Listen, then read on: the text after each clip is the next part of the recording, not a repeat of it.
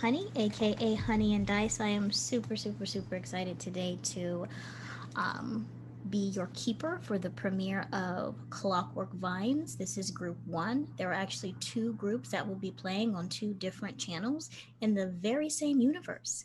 This is a botanical steampunk kind of setting, and I'm really, really, really excited to introduce you all to my amazing players and get started with episode one. Um, I'm Honey, aka Honey and Dice. I'm going to be your keeper in Call of Cthulhu terms, which means I will be turning the pages, rolling dice back here, and basically being the backseat to all the shenanigans these amazing people are going to get up to. But before we get started, let's get some basic introductions of who the everyone is and who they're playing. You don't have to give a whole bunch of details yet. We'll do our intro montage, but we'll start first with Noir and work our way around. Hey everybody, I'm Noir Enigma. You can find me everywhere as Noir. I'm playing Sai, a novelist, exploring this creepy world, and I am also an admin here at Chromatic Chimera. Uh, During this month, just giving you all a heads up, we are donating to Pride and BLM, so be on the lookout for that. All bits are going to that as well. And tomorrow they are running their game, Wild Now Daring and Divide, which is sponsored by Tabletop Loot. So feel free to use code Shield Mom to get a discount on all that as well. So that's me in a nutshell, and I'm passing it on. Alrighty then, Bella, aka my Cassiopeia. Hello, I am Bella Ella. You know, lots of nicknames. The only nickname Cassiopeia has is the Con. It's her real last name. Don't ask questions. And that's me. Alright, let's go over to Ryan. Hey, I'm Ryan playing Samuel Favorite. I'm not in much. I just lurk in people's streams.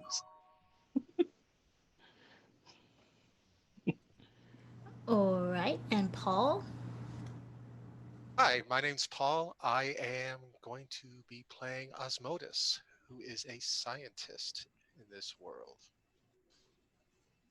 Okay, Velvet. Hi everyone, I'm Velvet Shife, and I'll be playing Desdemona, just a general kind of frontiers woman, Iron Curtain style Van Helsing now. Alright, and last but certainly not least, Rowan. Hello, my name is Rowan. I will be playing Sim for tonight and the foreseeable future, who is a boxer and definitely nothing else. Alright, introductions out of the way. I do want to let everyone know that we are playing Call of Cthulhu, but we are not using sanity mechanics. So if you're used to watching Call of Cthulhu or playing it and you're waiting for that, we are not going to use that because while I appreciate the mechanics in this particular system, I do not feel that those were handled responsibly, especially when it comes to marginalizing mental illness and health. So, heads up if you're expecting the sanity mechanics being used in a Call of Cthulhu campaign, we will not be using that. Other than that, it's a hybrid between basic roleplay system and Call of Cthulhu. There may be some stuff that you can find in a rule book, and there'll be a lot of stuff that you can't find in a rule book. But all in all, I have done what I can to make it a safe and very enjoyable and easy to adapt to system for all of my players. So, um, with that, we will begin. To set the scene, Clockwork Vines takes place in a mirror um, universe, so to speak, to our own. 1800s, late 1800s. There's um, steampunk mechanics, industrial era elements. This is a beautiful setting on the cusp of new discoveries on a day to day basis. This particular group is headed to a very unique location called Moss Meadows Estate. Moss Meadows Estate is a place where produce grows to ridiculously large sizes. The earth is so fertile there that there are large festivals and fairs, and it's oftentimes used as a location to grow food for the homeless or people who are really in need. It's a farming community set in a village right below the massive Moss Meadow Estate, which belongs to the Countess Iris Mossmeadow. This has 40 acres of gardens, conservatories, hothouses, topiary gardens, and so on. But she's both the patron and the protector of this very special farm village. Moss Meadows Estate is also the best place to see the astrologus meteor shower. It happens once a year, and it only happens during this time of year, which is harvest season, when the Moss Meadow Fair takes place. It is also the location of the hardwood forests that are home to a very unique species of chipmunk. Yes, these are the Taracaxum chipmunks, a nocturnal breed of chipmunks that prepare once a year for a winter long hibernation. And rumor has it that at the end of the festival, you can see them run out through all of the fields and festivals doing their last amount of harvesting for their burrows and so on before returning to the forests. These are all various elements that have brought our very special party together today. They thought they were going to take a direct train from wherever they started to the village, but they got about 50 miles out before the conductor told them, all off. We don't go any further. This is where you have to get off. And so our lovely group of adventurers were left at the King's Cup Cross Pub, post office, general store, and inn. They had a pretty adventurous evening. No one got murdered. Somebody tried to steal something. There was a tree and a train, but all in all, our adventure today takes place the morning after these beautiful shenanigans. And we're going to go from character to character. And if this was a TV show, it'd be that montage where you may not have seen the pilot episode, but the pilot episode went off and it went well, so that they started episode 1 and you have to get to know the characters. And we start out in a bedroom. Sleeping in the bed is our character, Sim. Can you describe it for your character for us? Yeah, so Sim is mid 30s man, kind of tall, bald, big handlebar mustache, very very muscular, and very just loose fitting clothes. Got a nice little like vest slung over the side of the bed because it's so uncomfortable to sleep in. And then this little newsboy cap just sort of hanging on a bedpost. This morning, you went to sleep with your wonderful partner and husband, Marty, but he's not there. Beside you, there's no one laying beside you. But on the other side of the bed, all you hear very softly, Dad, Dad, What? Dad, What? Dad. Cal, I'm Are you? awake. Oh, okay. Were you sleeping? I'm awake now. Okay, because Daddy told me I couldn't leave the room until you were awake. So you're awake now. Can I please leave the room? I want to really go see if someone got murdered last night. Okay. Where's your dad, first of all? Don't know. He told me if I left the bed, he was going to take away all of my colored pencils. And this is a 8-year-old child, it's a young boy. Do you want to describe your son to everyone? Yeah, Cal is very just a real messy crop of like brown hair, very energetic is a word to describe him. Uh, um, sort of energetic, if I had to describe him in one word. And this is the first time you've seen your son get dressed on his own this quickly, this early in the morning, has washed his face, and he's ready to go. He's like, come on, come on, come on, come on, come on, come on, come on, come on, come on, come on, come on. Dad has already Okay, left. He's already left. But like, listen, I really mhm, think somebody got killed last night. I'm willing to bet that's not true.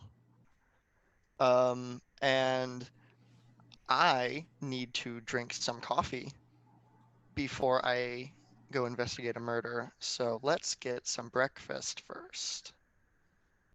And you just see him do that kid zoomy thing where he runs from one side of the room to the other, and he's waiting. Um, and the camera would then pan to, where did Desdemona sleep last night? I think it's like Jeepers Creeper style. Like I think she just planted like a rocking chair like in the middle of the lobby, and she probably just like fell asleep, like hugging her shotgun. So the King's Cup Cross pub is also an inn. It's got 2 floors. On the first floor, it's a general store, a bar, an inn, a place where you can get food, wooden chairs, dirty floor. It has that type of stickiness where you're not quite sure what you're stepping in, a few peanut shells or whatever, but um, it's not as filthy as some poor establishments may be. It's a good place to start. And in the middle of the room, the dining room area towards the front, there is a rocking chair planted where Desdemona is currently settled. Would you like to describe your character for everyone? So Desdemona is pretty tall. She's 6'2". She's built pretty well in this pale, almost think like Striga from Castlevania. She's wearing like that very classic Victorian dress, like the I'm thinking was Marie Curie, like that black dress, but like the sleeves are too short, the hem doesn't come quite all the way down as it should, and she's got a big bear pelt draped over her, grizzly. I didn't clarify that last time. But instead of her hair like in a super tight bun, because she had to use the hair tie to like jury rig the safety to make sure she wouldn't like pull the trigger in her sleep. So now she's rocking that like very tight Uma Thurman and Pulp Fiction and Edna Mode bob. And as you rock there in your chair, Tim, for the evening before, the person who had been manning the uh, cashier's till and whatnot, walks past you. And again, not Sim, Tim is this slender individual, long, dark brown hair, tan skin, um, pretty gender neutral attire. But today, they've kind of corseted their look a little bit, dressed up as much as they can to work in a pub, and just leans in front of you for a second and just, I'm shakes head and just continues walking back to the cashier till, not wanting to risk it. Um, as Marty, Sam's husband, has come down the stairs, made his way to the kitchen, and has been working in there for, about the last 30 minutes, and comes out with a few bowls of porridge like breakfast materials. Sees you sitting there, puts a bowl on a table near you, doesn't disturb you, and then starts to head back up the stairs. As the camera is going to pan over to Asmodeus in this morning time. Osmotus is sitting on his bed with a notebook out. He is taking notes as he's reading up on the meteor showers that he wants to observe on this trip. He Near him is his trusty leather coat that goes down below his knees, um, and he constantly is reaching in for a pencil or a slide rule or another book. Everything that he needs, he keeps within that jacket.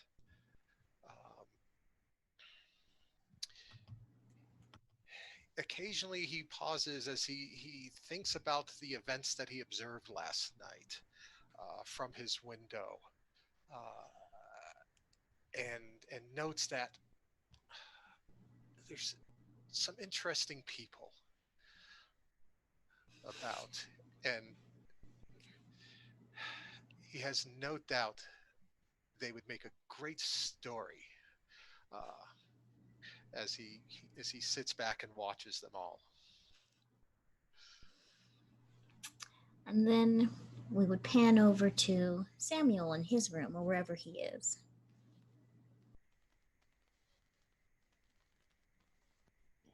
Yeah, Samuel's dark skinned man, about 5'10", clean shaven face. He's where he's waking up at the table in his room. Like he was sleeping at the chair, laying on a pillow of what could pass as a pillow, still wearing his very well made suit, uh, charcoal gray suit with kind of a gray blue vest, and on the table in front of him, a few notebooks and a small, almost brass looking round piece with some almost emerald green and amber glass set into it, and basically just wakes up groggily. He didn't notice anything that was going on last night. He heard it, but he wasn't paying attention to it. And he's thinking about the 50-mile trek they'll have to make to get to Moss Meadows. And so he starts taking off his well-made suit and puts on a pair of jeans and a t-shirt. And No, keep going. oh, yeah, and he just starts getting his bags ready. His one bag has his telescope in it to observe the meteor shower. His other one has his chemistry gear because he's a chemist, and his other bag has pretty much his clothes in it. And he's just getting ready before he comes down. Alrighty then. So, camera will pan over to a very unique room. There's a muscular, well-built woman in her mid-30s, short cropped hair, darkish brown skin, muscular forearms, and so on, who's sitting on the edge of a bed pulling on boots. She's pulled on her shirt, buttoned it up for the most part, freshly washed face and whatever, but there's a fresh wash basin on the nightstand beside her, and she's just talking softly to whoever shared the room with her last night. And this is May, the bartender, and she's just like, so if you ask me, you're gonna have to you're probably gonna leave as soon as possible. It's 50 miles. I would tell you to stay out of trouble, but I don't think that's possible. I've got to get out of here, get the wagon, set up, and I've got to get all that settled. I wouldn't sleep in very long. And she looks over to Cassiopeia. Please describe yourself. Great.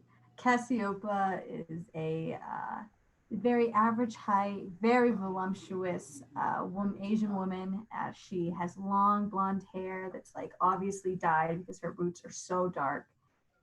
She is currently like half dressed. Her corset's like kind of on, kind of off because she doesn't really remember how she got back into bed at one point. She also probably sleeps in that way where she takes up a lot of space, even though that fully wasn't her room and that wasn't her bed, and she knows this.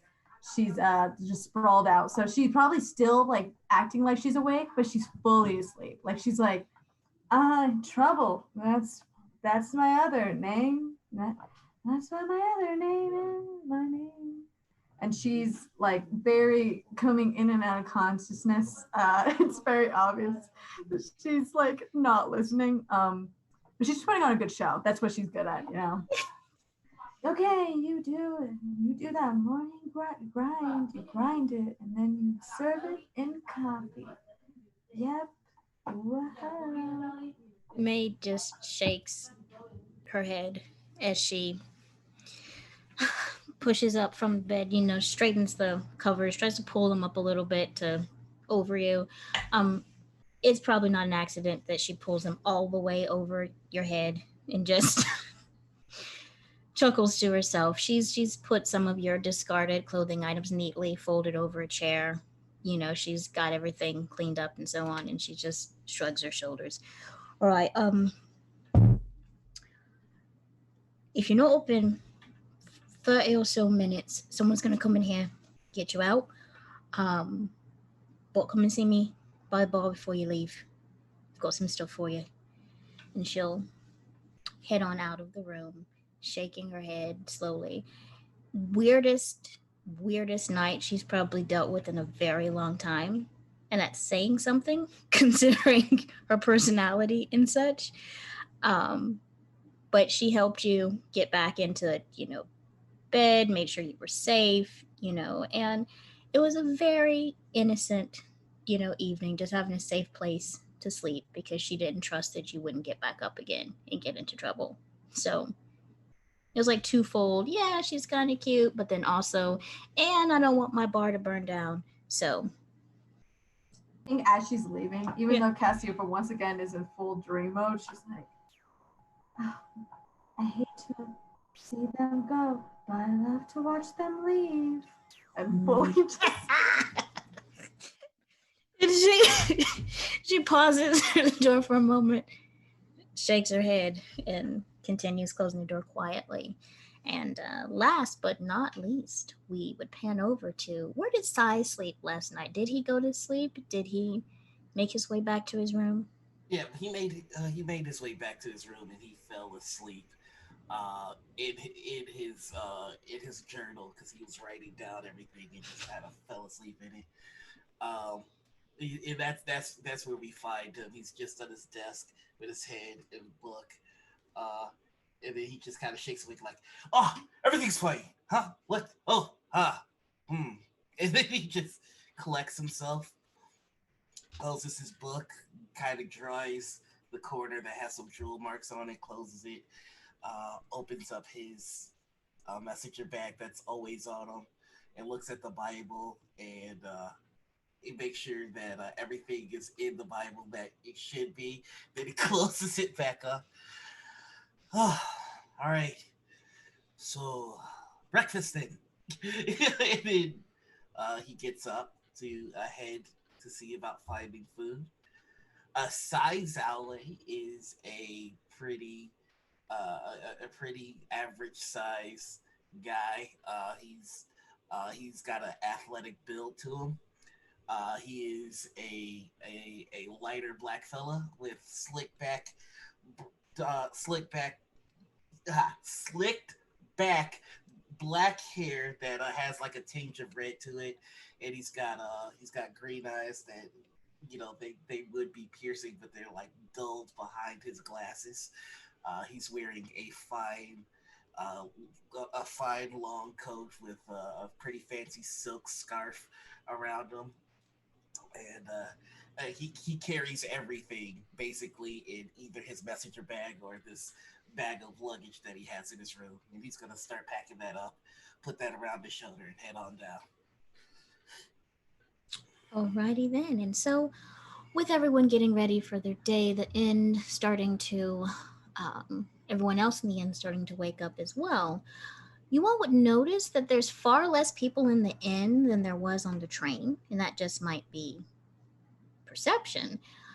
But as everyone is regathering into this dining room area, Sim, you're being half tugged, half drugged down the hall and the stairs by your overly energetic child.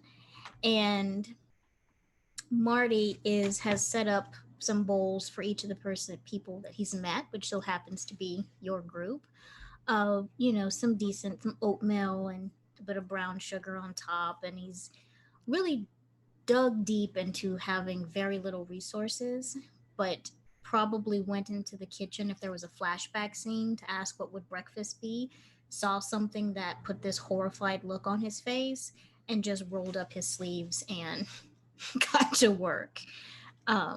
So he's currently settled at a table with a couple of bowls of oatmeal ready for you and your son.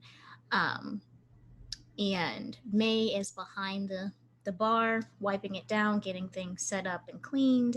Tim is behind the cash register, and you all are brought together into the dining room. I want to note that some of the bowls have like spoon marks on them because as soon as Marty left me alone, I had to try several. Some were too hot, some were too cold, and I had to find the one that was just right. All right. God damn it, Goldilocks. All right. And Marty probably has seen this. And Marty, for those who are watching, is Sim's partner, husband, who is currently settled at the table. Do you want to describe Marty for everyone? Yeah, he's a pretty average height fella. Just a like really short buzz cut sort of brown hair, nice shirt, kind of short tie, some slacks, and some shoes that don't look the most appropriate for the kind of walk we're gonna have to make today. But hey, we'll make do. And as you come down the stairs with Cal, he gives you that look he's been giving you since yesterday after the train stopped. And it's just like, oh, I made some breakfast on our all expenses paid family vacation. I've You made breakfast? Yes, it was either that or risk food poisoning, and so I decided to go with the um, manual labor thing. Yeah, no, that makes sense. That, yeah, that makes sense. Hey, guess what, Cal? You're not gonna get poisoned by breakfast, so that's good. Cal is fully edging towards the front door, trying to do it in that trying to be sneaky, but he's not really. I just sort of walk over, grab him by the back of the shirt, and just pick him up. Like what? Just, I was looking. I was going to go look and see if the train. I was going to look and see if the train was out there. mm-hmm. Did you look out the window when we were in the room and see the train then? You told me to stop looking out the window last night. I did do that. Marty just dips spoon into the oatmeal, takes a bite, and just watches you. Like I'm really, really appreciating how you're getting time to spend this one-on-one quality time with your son. It's really, I would welcome any help. And so Marty sighs and hopes you get all of that situated. What is everyone else doing at this point? Has Cassiopeia woken up? Oh, she's like realized where she is, sprung out and still half naked. She knows that the clothes are there, but she thinks, an entrance. Comes out. Hello, everyone. It's good to see you. She comes out and faces the wrong way, realizes she's facing the wrong way, turns fully, makes eye contact with the child, and she goes, "Can't talk to you. Hello, everyone." And then she makes eye contact with, is Sayari downstairs? Okay, she makes eye contact with Sarah in this moment, gives a very knowing look. That look you get from a teacher who knows that you're about to do something stupid? That's what she's doing. She's looking at them and she's like,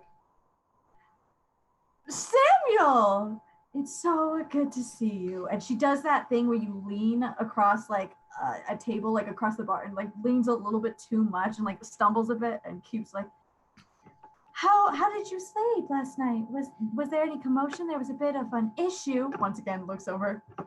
But I hope it didn't disturb your night's rest.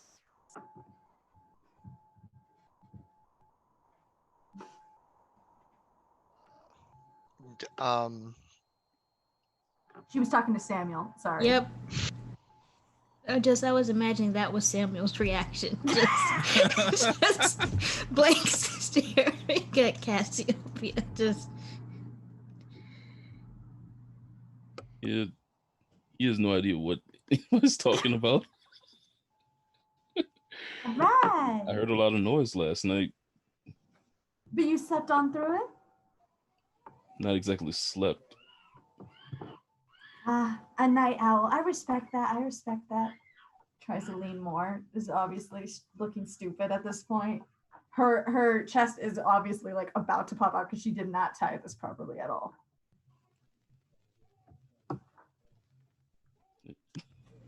it just wow. Both He's just- May and Marty are just looking over there with these expressions of like May's expression is I don't know if it's adorable or concerning. Marty's expression is like we left London on this trip for this and I am watching this. She's fully preening, you know what I mean? She's just like keeps like doing all these weird motion movements for no reason. Sam's just smiling at you like, did you rest? Did you sleep well at least? Sleep is looks at May but then she does this thing, you know, where it's too big, where she's like, did I sleep? Did I? I mean, I did. I slept. I went to, my eyes were closed. You sure? That's what happened. My eyes. I'm gonna get a drink. And then goes over to the bar. Morning time. Wonderful. And what is everyone else doing for this breakfast? So I'm just kind of watching that, and I lean over to Desdemona, and I go, I think that one's gonna get us in trouble if we don't keep an eye on her. She seems a tad reckless. She's more than reckless. She ruined our investigation. We had so many things going for us, and she just pops up out of nowhere. It's just ridiculous. She might be a werewolf. She might be. You know. This gives me an idea. I think that I'm going to change my protagonist to be a little bit like her. She's got a quality that you kind of like, but there's something about her that's just mysterious and disconcerting. Maybe she is a werewolf. I'll have to ask her. No, because if I ask her, if she is, she'll hate me. I need to It is not dark. If you ask, that's why I asked you. If you ask her if she is werewolf, she has to tell you. That is the law. Is that how that works? Oh, okay. I didn't know that about werewolves. So if you ask a werewolf if they're a werewolf, they have to tell you by law. And they can't do anything about it unless there's a full moon. And there's not meant to be a full moon anytime soon. So I find out she's a werewolf. And if she is, I get out. And there's nothing she can do to catch me. I like the way you think, Desdemona. I think I'm gonna finish scarfing down my oatmeal, and it's like there's no spoon involved. She just kind of tips it into her gullet and just kind of like opens her maw, and it just kind of drains in. I'm gonna wipe my mouth on my sleeve, and then I'm gonna grab the like poison vines that I chopped off the tracks, which are now bundled into like this kind of like moist, maybe even leaking like bundle. I'm probably just gonna march up to Samuel and like drop them on the table. Good morning. You look like you were learned. We were investigating last night by train tracks and found strange, maybe sentient plants. She says Any thoughts? When she says we were investigating, Sai just waves his hand off now. He said sentient? They move on their own. They whipped the annoying one when she was trying to stop us from investigating locomotive. Mime boobs, so he knows who we're talking about.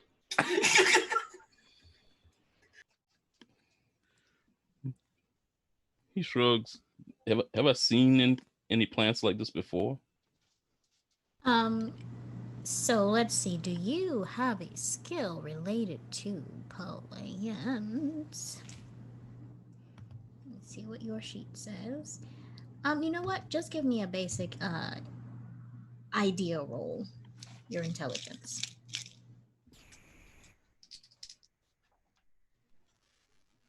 54. Out of 70. okay. So with that 54%, you know that they are definitely poisonous. you can tell they have similarities to poison ivy. But where they have been severed, instead of the browning that you usually see after vines have been exposed, to air for quite some time, you see that it still looks like it's been freshly harvested. It's still weeping every so slightly. It's definitely weird. Like, he fully believes everything they're saying. Like, he has no reason to doubt. So he's just looking at his plant. You said it moved on its own? It did. It moved on its own, and even if after we chopped it, it just grew back around the train track. That's interesting. Wonder how much they spend on these if it grows over the trains every time.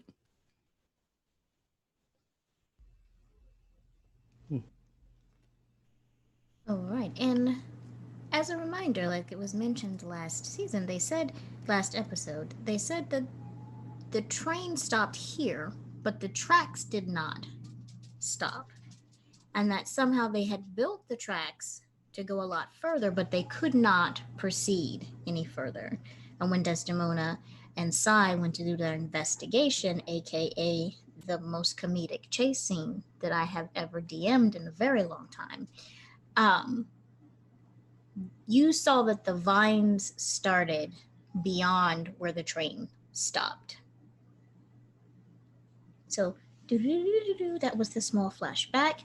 As we go back to where we are right now, Samuel investigating these vines. As Modus, you can see them from where you are as well, because it's not a very large place.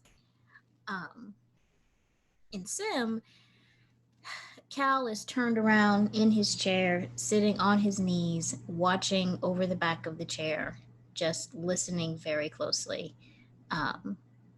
But he has not gotten up, so he's still staying put as all of this Progress. is going on. I'll take it. Is he eating? He ate one bite and then turned around and was watching all of this go and happen. I grab his bowl and just sort of put it in front of his face and say, "Your dad made this. You eat it, so you have to eat it. It's good." One hand grabs the bowl, hugs it to his little chest, takes the spoon, but he's eating in that way that like children in front of the TV eat, where some of it gets in his mouth, some of it doesn't, but he's just fascinated by what's happening. And Marty, while this is happening, is just looking at you. So we have 50 miles. We have. There's a cart. Okay, so if we get a cart, someone's gonna have to drive the cart. That's 2 days travel, and he's got this like new notebook in front of him where he's been working this out. This 2 days travel. It means we're gonna get there right when the festival starts, not a day before, where we could actually get, a good location. I mean, we can still get a good location. I'll make it happen. Okay, so you think that the person who said, "Hey, we'll pay for it," like it's set. We don't have to get there on a certain day. No, we should be good. Okay, is it we should be good because if they don't, you have ways of making people agree? Or is it we should be good because there was some type of agreement that you signed? I'm gonna say a little bit of both. Because Okay. that feels like an acceptable answer. I like that answer. It's a safe answer right now. Um, and he just goes back to writing and calculating and doing his brainiac running household sort of thing that he's thought he was going to get a break from, but he's currently making sure that you all have a wagon, provisions, and all of that. Back to this Vine conversation. Asmodus, what are you up to as they're discussing these strange plans? Uh, I am sitting at a table by myself within earshot of everyone um, because I know Samuel. There's part of me that wants to go and join him for breakfast, but since everyone else is gathering around him and I'm not familiar with them, I'm kind of hanging back. Um, do I know anything about the vines other than what was revealed to Samuel? You know that either you or Samuel would probably have the equipment to do further investigation on them. Because if they are, they're not responding to having been harvested in a way that either one of you have seen before. That is, they are not drying up and they just seem to be, they haven't grown, but where they were cut and severed, it is still raw. That's the best word to describe that. Okay. At this point, you all hear the low rumble of thunder. Um, and both May and Tim look towards the front door and then look at you all. And May just, I'm not trying to rush anybody. I know you're having like a whole, yay, we're friends now, but we don't really know each other kind of thing going on out there. But we've got 2 wagons ready for anyone who needs to take them. Um, I'd probably head out before the rain starts. And she goes back to cleaning behind the bar. I'll so just tap Marty on the shoulder and be like, I mean, we ought to head out now. I think he's eaten as much as he's gonna eat, so Cal turns to us. Shh! I think they're about to reveal what actually happened to the werewolf. Cal, okay, one, no, don't do that. That's rude. We don't shush people. He kind of slumps his shoulder, looks down, and does But that. listen, they're going to the town with us, so I'm sure you can ask them all about the werewolves on the trip there. His face lights up. Like it's just the moment. Just remember what we said. Just remember what we said last night. Stay away from that one.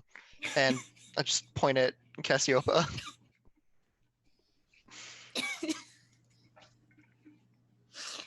And Cal agrees as Marty works on doing what he needs to help get things situated for you all to head out. What is everyone else doing? How are they getting ready? Are they preparing to leave? What is happening? Uh, okay. So, can I roll to see if Sai overheard Cal talk about werewolves? Mm-hmm. Yeah, Okay. go ahead. All right. Oh, so no. what would I need to roll for this? You would have to roll for. We're in a small room. It's not like Cal was being quiet. Oh, okay. So don't I'm have just to roll at all. You could have awesome. heard that. Like Awesome. the child inside voice, which is just the outdoors voice. Awesome. So the child knows something as well. So, Oh no. So with that, Sai is actually going to look and see if he can find Cass, because Desdemona has given him a new tool to check on to check on the people that he's traveling with. Cass is sitting at the table with his dad, watching everything happen. Cass is at the bar. Okay, yeah. So like as I pass the kid, I'm just gonna give him like a knowing, like a. And I'm gonna walk past. It just kind of sit next to Cass at the bar. It's crazy night we had. She's fully preening still. Oh my god! So he's just kind of like a crazy night we had, and he's like he's looking away to be respectful. This is the first time he wasn't just staring straight at her chest. I mean, there might have been some slippage before. You ambushed him the first time. Not yet. That's too easy. We're gonna earn it. So, I think she like stops preening for like a full second when he starts speaking, and he's like, "Crazy night. Is that what you usually refer to? What you guys did? That whole thing with the plants? You guys talking about me being the one with the plant anger, whatever the heck it was, investigation." I mean, you did get whipped pretty good by those plants. Just saying. Well, that wouldn't be the first time I've been whipped really good. How about you mind your own business, Samuel? But I keep preening. Do you get whipped by plants often? Oh, actually, can I check my injury? Like, can I feel it and see if it's like weird? Like, does it feel like, I assume, living on the street, she gets injuries a lot. Does it feel like just like a normal recovery process? You're muted. I can't hear you. I was waiting for somebody to ask that. Does anyone want to actually look at the back of Cassiopeia's neck, or you're just feeling? I would like to. Like when she turns around, I know it's safe. So like then I take a look. She turns around. You know it's safe. Okay, so I'm going to allow you to make a roll here. Ooh. Can I roll too? If I feel it? You feel it, and it doesn't feel like a scratch like it should be.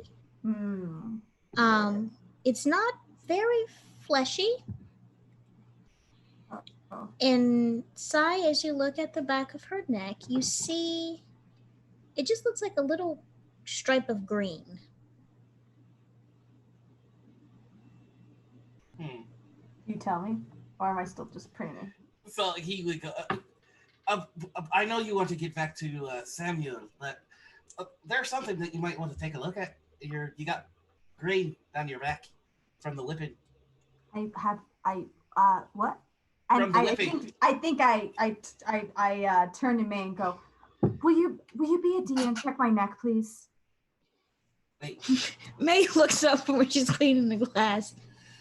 This sounds bizarre, but the even more bizarre person told me, so I feel like we should follow, where the money's at. You know what I mean? And she turns around and like pulls her hair back, but like unnecessarily sexy. Like the way that you like drape it and you'd be like, there's no reason she needs to do it this way. She just does. Man, I wish I had hair right now. Dang. Yeah, May probably prays for a little bit of strength as she's like, again, normally when people like tell me this kind of thing, it's completely different context. Like this is... Yeah, I hear you. I totally hear you. Okay. I had a weird night. I'll explain later. To the back of your neck. Do you have some type of... I know that not a lot of people get them, but it's like a... I know I didn't do that because it wouldn't be green, but there's like a little mark. A mark? Like a scar. Like a scar. Well, it's what does the well mean? What does the well mean? She like leaves what?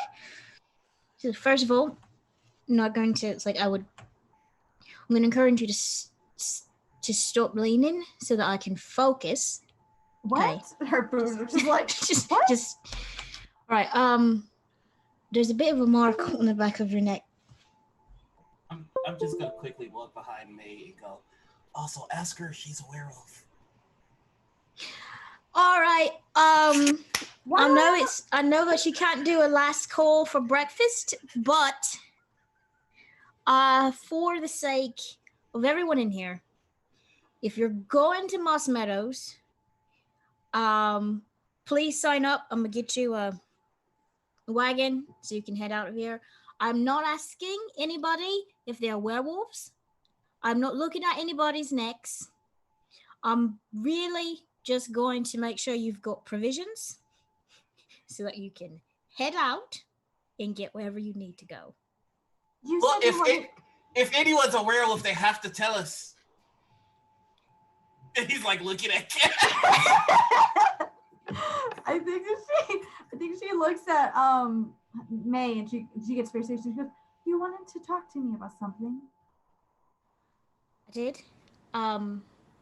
Leans again because she's not getting the memo. God. She's fully not getting the memo. All right. And now her hair's straight and it's like very Yep. like laying across, and she's just like, Mm-hmm. All right. May looks up, looks down, looks down. She's like, all right, here's the thing. I just wanted to tell you that after you finish your business in Moss Meadows, you come back and see me, all right? We'll have a very different evening. I'm assuming you mean it in a certain context, and you're trying to be like subverting, like being like low key about this. I don't really do well with like nuances, but I hear you.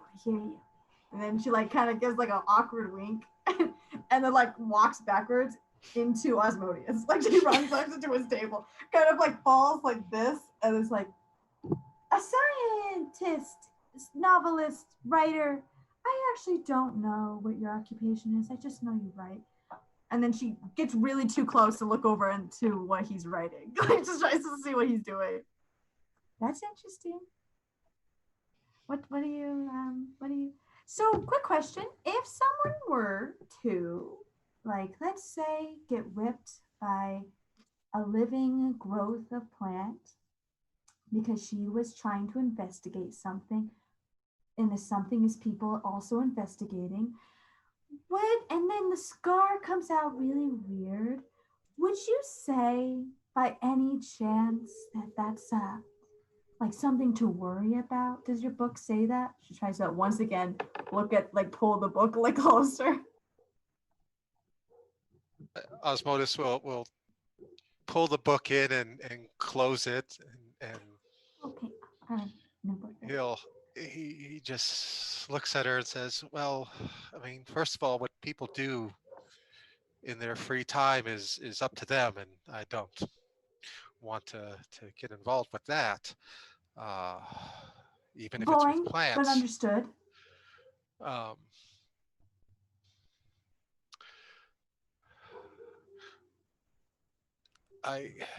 The green mark.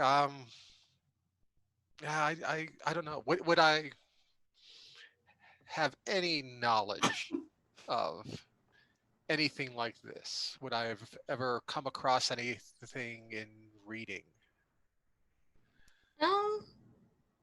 No, but I will say that the fact that it's a green mark, you're not quite sure if it's like dye has been left behind, or what exactly is happening, because you haven't really done a thorough investigation. She just kind of rolled up in your table and was like, if I got whipped by a plant, what would it be?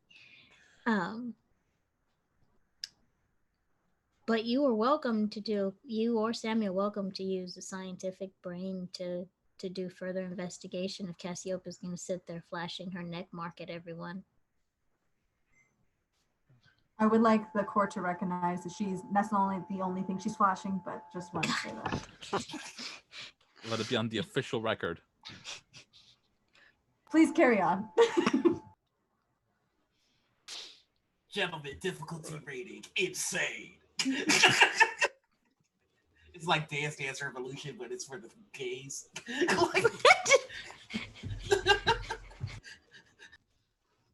says, I don't know. I'm not familiar with anything like this.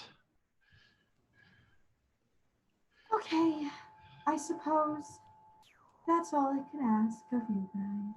And she stares off wistfully, like almost looks like sad for a second. And then she remembers the wagons and goes, okay, who should we pair up with? I would to go with, and she looks around and then goes back to Sam. Samuel, do you have anyone? Maybe we should all share. I assume the Brady Bunch group over there would like to go as a group, as a unit. So I assume all of us single folk will stay together. That's assuming that you are single. Yes, I'm single. Still looking at the plant, and he's brought all of his stuff down with him already. Mhm. He was ready to go when he came down. So we have 2 wagons. Each one can seat 4 people at a time, with 2 people walking or riding or so on or switching out. And each wagon has a horse. And you are informed that you don't have to pay anything for the wagons. They're being paid for by the Countess. Um, but any provisions outside of the basics you'd have to purchase. Are we to drive these wagons ourselves? Yeah, that's generally, yeah. It's kind of how it works. Like normally there's people that, but I haven't seen the conductor since last night. I haven't seen most of the people that were on the train since last night. So Yeah, I where did they just decide that it wasn't worth the 50-mile ride, or like did they leave on the train, or how does a train turn around if it can't go forward? Marty, how do trains work? They've got another engine car. They've got another engine car on both sides, friend. That makes sense. That is an amazing line. But how does the train go back? They just do donuts on the tracks. I think Cassiopeia goes, so 4 people each. We have the 3 that go together that I assume want to go together because family likes to stick together most of the time, unless, you're my parents. Anyways, and then I guess one other person will have to join the unit group, and then the rest of us will stick together. Who wants to volunteer? Nose goes. I mean, Cal is an 8-year-old child. He can just sit on someone's lap. Yep. Did I hear Cal say werewolf as well? Mm-hmm. I'm gonna grab. Do they have like salt and pepper shakers on the table? No, they have like a bowl of salt at the most. I'm gonna grab the bowl of salt. Don't worry about it. I just want everyone to know that I have it. Okay. Okay, yeah. Velva says to us, don't worry about it. I just No, want I'll it. put it in my notes. Well, before we decide about what train track or what carriage to get on, I suppose there's no subtle way to do this, so I'm just going to do it. And he kind of walks up to Sim. Sim, my friend, are you a werewolf? Not that I'm aware of. Good man. You gotta punctuate the question by just slamming my silver axe down on one of the tables. What does Asmodeus so much? Asmodeus, my friend, are you a werewolf?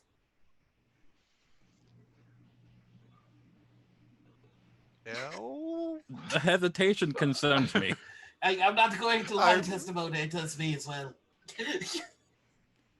Is this a question you often ask? It's a question that I'm going to start asking more often, for sure. Okay. Asmodeus will stand up and collect his stuff, and walk over to Samuel and just say, "Would you like to share a wagon?" I follow him to Samuel. Should be nice to catch up. Well, before you two begin your work on catching up, you a werewolf, my friend. Would you believe me if I said no? Can you say no? Does it look like you can? No, I'm not I'm not a werewolf. Ah! Are you a werewolf? Because you answered a different question, friend. I am not a werewolf. And Cass, you still have not answered me. Are you a werewolf? He fully doesn't know she's talking to her because she's just like smiling at Meg. She thinks she's so pretty. And then remembers what they're doing. And here's Asmodeus and Samuel agree to go in a cart together. And then she fully walks us, Sim, like, you know that thing where you see each other, you just brush on past like they're not there. Listen, Sim, was it? Yes. Marty, I know that you guys don't want me to go near your child. Very valid point. Counterpoint, I do not want to go in the cart with the two over there, and then points to Sai and Desmond. I promise to explain why. I assume it's pretty obvious at this point. I know I'm a little bit, and she really searches her mind, difficult. But I promise I will be a perfect angel. Please don't make me go in the cart with them. She doesn't ask the questions, friend. I have quick objection to pairing. I noticed the child thing knows about the werewolves. And just so everyone is aware, werewolves do not eat children because they give children to goblins who then pretend to be children in order to let werewolves know where vulnerable families are. Listen to and her. The children that are given to the children that the goblins have are given to a witch because witches eat the children but trade the goblins for glamours so that goblin can pretend to be child. He leans really close to Marty and said, like, the two of them, do you see what I mean? I am begging you. She can't even answer a simple question. She's a werewolf. And the plants knew it. That's why they whipped her. The plants could sense the evil in her. The world around us is trying to protect us from this monster. This is going to be so great in my book. Marty calmly stands up. Very calmly stands up. I've got two conditions. One, looks to Cassiopeia. You have to let me fix. There needs to be more coverage. We're traveling. This makes no sense. She suddenly realizes she's naked.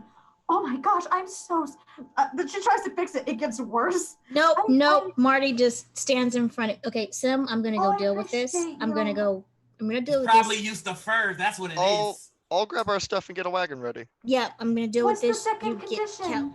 She's like falling behind you. Yep, just. All right, Cal, you're with me. And I just scoop him up. Yep, and Cal looks over Sim's shoulder at Sai and gives that creepy child smile and says, Do they pass by Sai and Desdemona when they go through? Yep, and he says, I'm gonna sprinkle some salt on Cal because that'll dispel the glamour if there is indeed a glamour. I'm looking out for all of you. I don't know why you're making my job so difficult. You throw it at me? No, at Cal. Oh no, Cal. No, not like the whole bowl, just like sprinkles them. It's the only way to make sure it's not a goblin. Weren't you listening? Cal is very concerned. He's like, Dad, I think someone just put salt on me. Are they going to eat me? I turn to look at Desdemona. He's not the goblin. You're welcome. No, I was aware of that. I don't think you were. You were ready to take possible goblin and possible werewolf into carriage with you. I mean, they're clearly taking the werewolf. Right. Okay. So in the future, we don't put condiments on my child. Salt is not condiment. Salt is preservative. I think it's more of a seasoning, kinda, if you think about it. I'm not aware that there was a difference, but all of those things. You were not aware of many things. I'm aware of. Well, I'm aware of that. Cal now is like, but Dad, is she gonna eat me? Like what? I'm not the only witches eat children. I am not a witch. No, you're not going to be eaten. Cal's like, But the rest of us might if we don't keep an eye on this one. Cal has gone quiet. Like he's finally like had his weirdness quotient kind of filled after the salt no. got seasoned on Cal. He's like now really concerned. I set him down in front of me. Cal, no one's going to eat you. Mm-hmm. We are about to take a long cart ride with all of these people. So we're going to do our best to be friendly to them. If they try to season us again, then we can solve our problems Daddy's way. But we're going to assume that everyone here is friendly, and then we'll get to see the space rock. That one. What's that called? What's that one called? Meteorite. Yep, that one. We're gonna get to see those. Mm-hmm. I know you like space, so. He's not slow. He said, "But Dad, if she really gets on Dad's nerves, he's going to stab her." She just looks really concerned. It's like you remember that person that kept coming over because he was like, "Oh, your dad fights really good. I'm just coming over to like compliment and walk him to work." And then like he came over one day and then Dad stabbed him, and he didn't come back again. Yes. Well, I've asked your father not to bring a knife. Mm-hmm. And as far as I know, he listened. Cal just takes you by the hand. Is like, okay, he's gonna walk out the door, but he's got a lot to think about now. He went from being excited about a potential haunting to worried about being eaten and his other father stabbing somebody. So he's just got a lot on his mind. Who knows? Maybe we'll find some ghosts along the path. At least he knows he's not a goblin now. We can stop with that. Yeah. And as this happens, Marty is going to help you get your life together, Cassiopeia, with your clothing, and finds a way to button your jacket that you're over shirt in a way that's there's really little that they can do to disguise things, but Right. Just helping you. She's obviously, I really appreciate, I think that I trust you very deeply. What's your second condition? I will do anything you like, within reason. Well, actually, and then thinks about all the things she's done and then goes, I'll do anything you like. You know what? I had a second condition. I forgot the second condition when you started falling out of your corset. So that's really fair. I'll think about that later. But you're going to ride. Yeah. I promise I didn't mean to have indecency in front of your child. I don't make the habit of it, I swear. You weren't. It's fine. Just, I don't think Cal noticed there was werewolves and more important things. What's that about, by the way? Was that a conversation I missed at some point? I don't know, but I'm ready to go. Okay, fair. So she like ties everything up. Somehow when she touches it, things get like sexy again. Like she ties in a way that looks cool, and it's like very problematic. It's like she only knows how to be sexy. All right, everything is secure. I think everything is set. Yep, I don't think this shirt's coming off because it's so tight against her. I think this is good. Yep. And then she takes her once again, takes Marty's hand and goes, I so appreciate you, Marty. I hope that we can get along well on the ride over. Okay. Sure. This is strange. I have sisters, so used to this. Help out, at a couple of brothels as well with, helping the girls there and so on. So this is, but just you may want to work on the people thing. The people thing. So And that what implication do you mean? we can have a long conversation about that on the 50-mile ride. Okay. I think I heard, like, I have this something about salt in my child, so I'm going to go out there now. Yeah. And she just turns and walks out the room. Just where do you think they went when they went to go like take care of her? Like the room, one of the rooms. Okay, so I'd like to go to my room, pack up my things. Obviously, the alcohol that I stole, also hide it within there. You know, put all the stuff together, put them all away, and like gather her things. And when she's gathering her things, I'd like her to I think she pulls out her diary. That's not really a diary. It's just an empty book, like a hollowed out book, and it's just a picture of the terracotta what is it called, terracotta chipmunk picture, and she's the terracaxum. Caxum. I can't pronounce anything. Anyways, the terracaxum chipmunks, and looks at that and goes, soon I will find my story. I will find out if I have sisters. I know it. And then she closes it and then puts her back and then goes out. All right, so what's the wagon situation going to be like? I think we've got Sim and his family in Cassiopeia and everybody else on the other one. The scientists and the supernatural investigators. Okay. Yep. You might call that a mystery wagon. There it goes.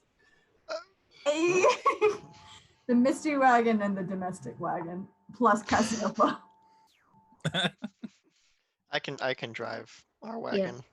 I can drive ours. Okay.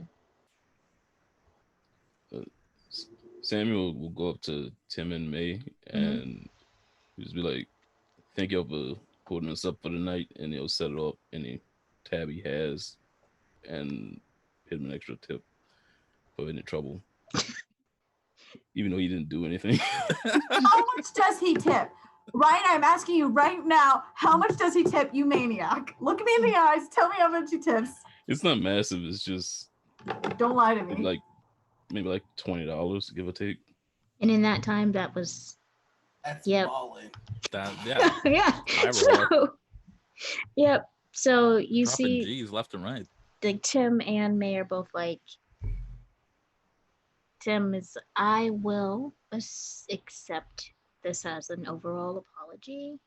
And May hits him in the shoulder like... Thank you kindly. Looks over to Cassiopeia for a moment and just kind of moves forward with this basket that May's put together that has almost an identical bottle to the one that you stole in it. And a couple of, wrapped up pieces of bread and so on, and just quietly says, next time you come by, you don't have to sneak it. You just have to ask.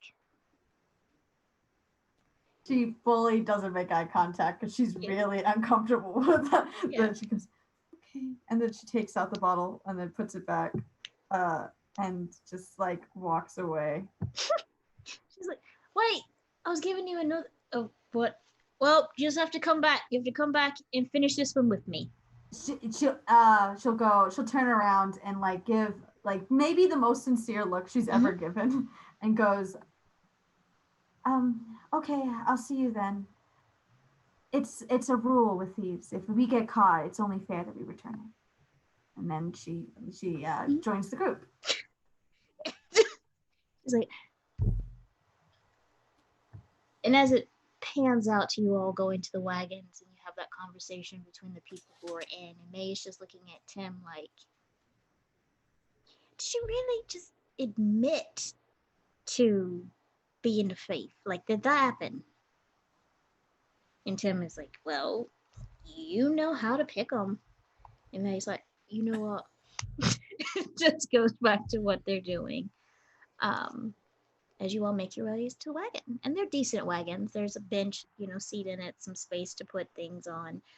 They're not luxury, but there's a bit of a cushion on the benches and so on. They've been cleaned. Um, the horses, however, look a little bit different than what you're used to seeing. At first, Cal picks up on it. He's like, these are like carousel horses. And the closer that you get, you do notice they do closely resemble the painted wooden carousel horses, just full horse size with kind of ball jointed, the joints at the knees and stuff are made so easier mobility and so on. But there are these two massive iron and wood carousel horses in front of each of these wagons. Huh. This town is bonkers. It's bonkers, right? And then she looks at Sim like, please enable me. I'm gonna work on the guess that they operate the same way as a normal horse. Hopefully. Maybe. She doesn't talk to the cow, but she like very quickly helps him into the carriage, like very smoothly. That makes you think that she definitely hoists people up a lot for some reason. Like, whoop, very smooth. It's so easy, and you're like, she looks too small to be able to lift that quickly, but you know. Who's riding? Who's driving? I think both of y'all, with the how you split up, everyone can ride if they wanted to. So 1, 2, 3, 4, 1, 2, 3, 4. Yeah, because we got 2 drivers and then people riding. Mm-hmm. All right. And that was Samuel and Sim, correct? Yeah. Do both of y'all have drive carriage? Yes. Go ahead and give me a roll, please. 54 out of 60. Okay.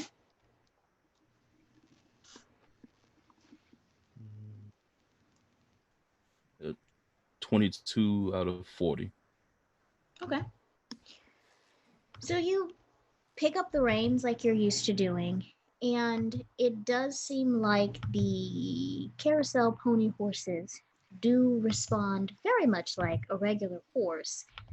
Just the movements aren't as graceful. It's like when you lift the reins, you hear a whirling start and clicking sounds of gears and things working together. And if you lower the reins, they slow down and stop. And if you lift the reins back up, they begin again. So you see that they are controlled by how you lift the reins, how you pull them, and so on. So there's a bit of adjustment period. But the great thing is they seem to know what direction to go, because the moment you lift the reins, they start heading in the same direction into in the direction of where that fog started last night, further down the tracks. But they don't ride on the tracks, they walk beside the tracks as you head off. Sky dark and ominous above you, wagons rattling like wagons do, and these clockwork horses basically um, pulling the wagons along. So it's time to get into some descriptions. As you are riding, you notice that the ground below you it's rough going. Nothing seems paved. There's a lot of bumpiness and a lot of uneven ground. Looking outside the wagon, there's this whisper-like fog where you can make out shapes of where the other wagon is, and there's some trees, maybe a rock. And that train track seems to still be going, running parallel to the wagons for about, 5 or 6 miles as you all are continuing. Um, what's Is it everyone doing? Huh? is it still overgrown in the same sort of Mhm. vines that it was last night? Yes. And for those of you who didn't see it, if you look at the train tracks, you notice that there's vines that have or seem to have overgrown those tracks as you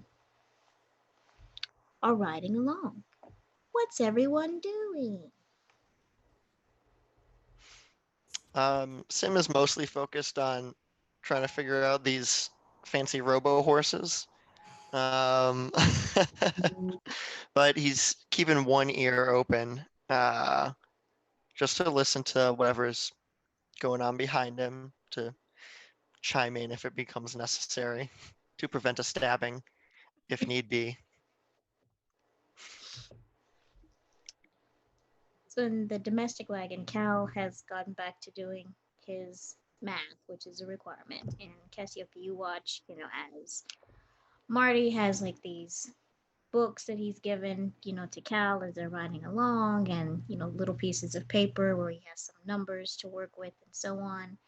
Um, and then Marty is also reading, looking concerned occasionally as he looks up to you, but then looks back down because he's not sure. It's an awkward kind of initial start to the ride because I think she's probably Cassiopeia is just like sitting and like looking over at the like as he's writing. I think she's just like doing the math in her head, like, oh, so that's what numbers look like quietly, like almost depressingly so. Just like obviously first time seeing like algebra and for real life, like any math. Yeah. She's just like, oh, that's what numbers look like always. But then if Cal even looks her way, she like looks away, like she's not allowed to look. Like a very like Justin Timberlake when he was going through that phase of don't look at me, like just keeps not looking at her and like avoiding eye contact.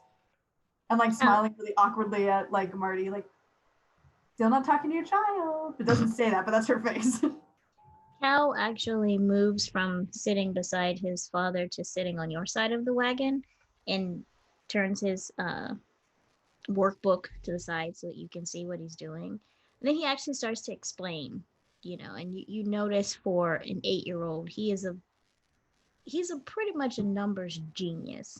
And like Sam would know this, that his son is super excitable boy when it comes to numbers and puzzles and things like that.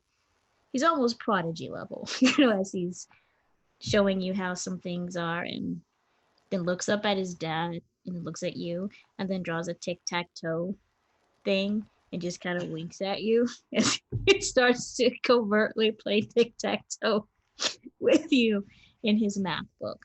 Oh, she definitely like does it really quietly. You can see her like absolutely beaming. She's just like she sees what he's doing and she's like confused for a second, and then it's like,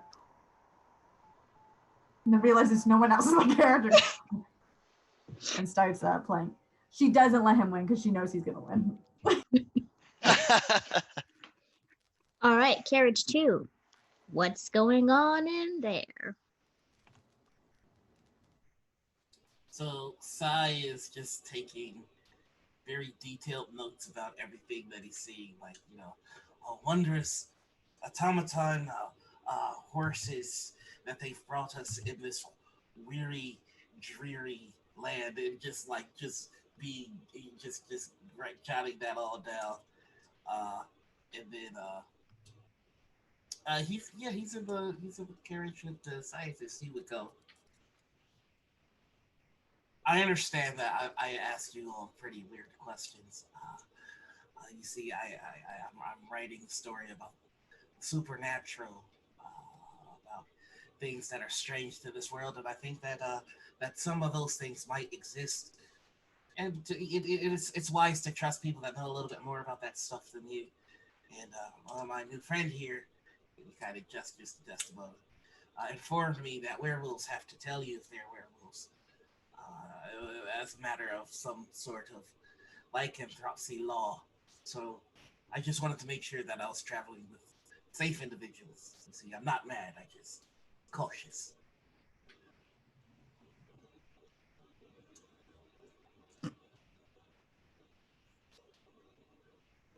I think when you looked over to Desdemona to like be like, my companion, she's crafting. She's working on a new invention.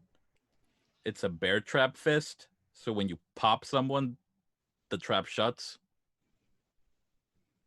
I love Desdemona with my whole heart. Because Sim wants lycanthropes that. are like sharks. You have to Yes. bop them on the snoot. Yes, I see. Sim wants that. You can't have it.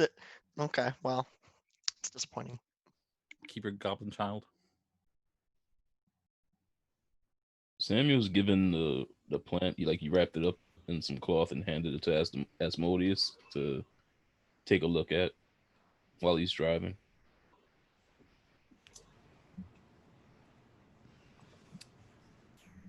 So, uh, we did go out last night, and we did. No matter what you think about the whole werewolf thing, we did see some. I don't know exactly what it is we saw. It was maddening, really. It was the plants they moved and they tried to grab me, and it didn't work. And then they just started whipping the the lewd one in the other cart.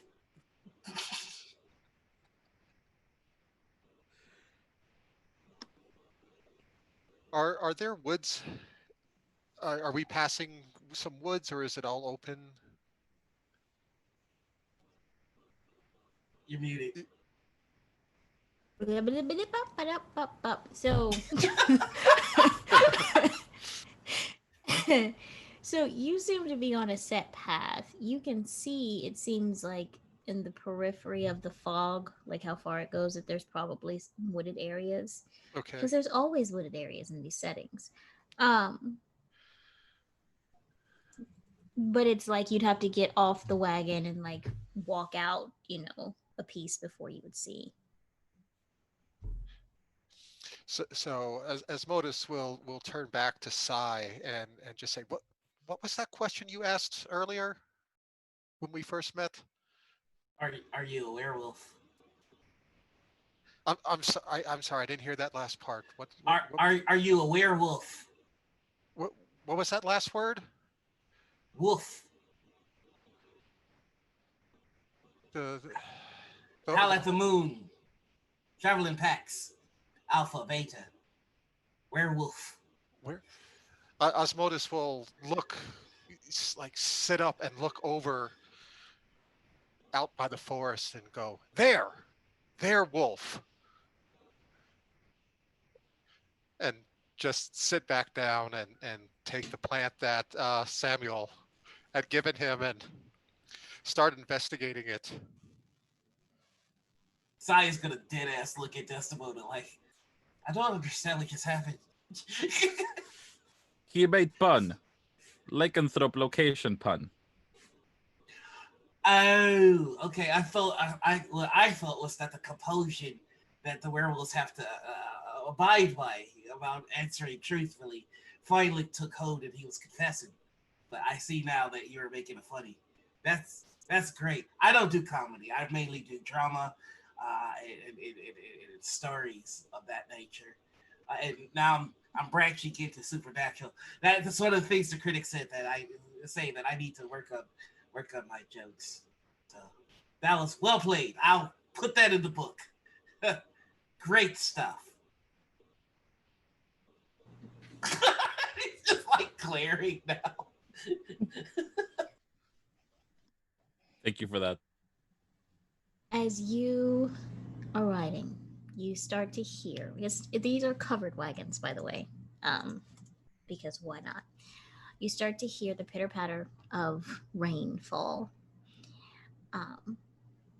And I'm trying to see what's the you all can do a roll to see if you hear anything else. What do I want to have you roll? Listen. Can I get some listen checks from everyone, please? Oh boy. Oh. I'm And for so those good at this. who are watching who don't know, Call of Cthulhu in basic role playing is a roll under system, which means on a percentile dice you want to get equal to or less than your skill percentage or proficiency or ability proficiency in something. So if you have a 50, you want to get a 50 or below, and the lower you get, the more critical of a success it is. For example, I just rolled a 7. That's good. Thankfully, she's good at listening. I know everyone's shocked, but I got a 59, but thankfully my listen is 65%. So Where is my listen? it should be next to library use. It's like in the second column. I Your got a listen is 10 away 24 from- out of 25. Oh, Nice. wow, barely heard it. Barely heard it. Got 31 out of 25. Uh-oh. I got an 8 out of 45. Nice. I just missed it. I got I got a 49 out of 47. I don't hear anything. I love the idea of Samuel still, like, ears are ringing from Cassiopeia being way too close to his head. Like, he's just like, I can't hear anything, guys. I figure he's focused on driving, and dealing with clockwork horses and all the rest of that. Everyone who succeeded, you hear the rain, but there's almost a static like fizzing sound that you're also hearing as you all are moving along.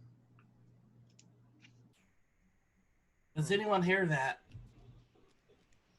I think she gets worried that Cal, ears will be affected and, like, quietly covers his ears to try to, like, make sure his ears don't get damaged and go, does anyone hear that? Sim tries to like pop his ears. Thinks it's just him. Like, well, it's not going away. So, yeah, no, that's weird. We're in the middle of the fort. Why would there be static? That doesn't make any.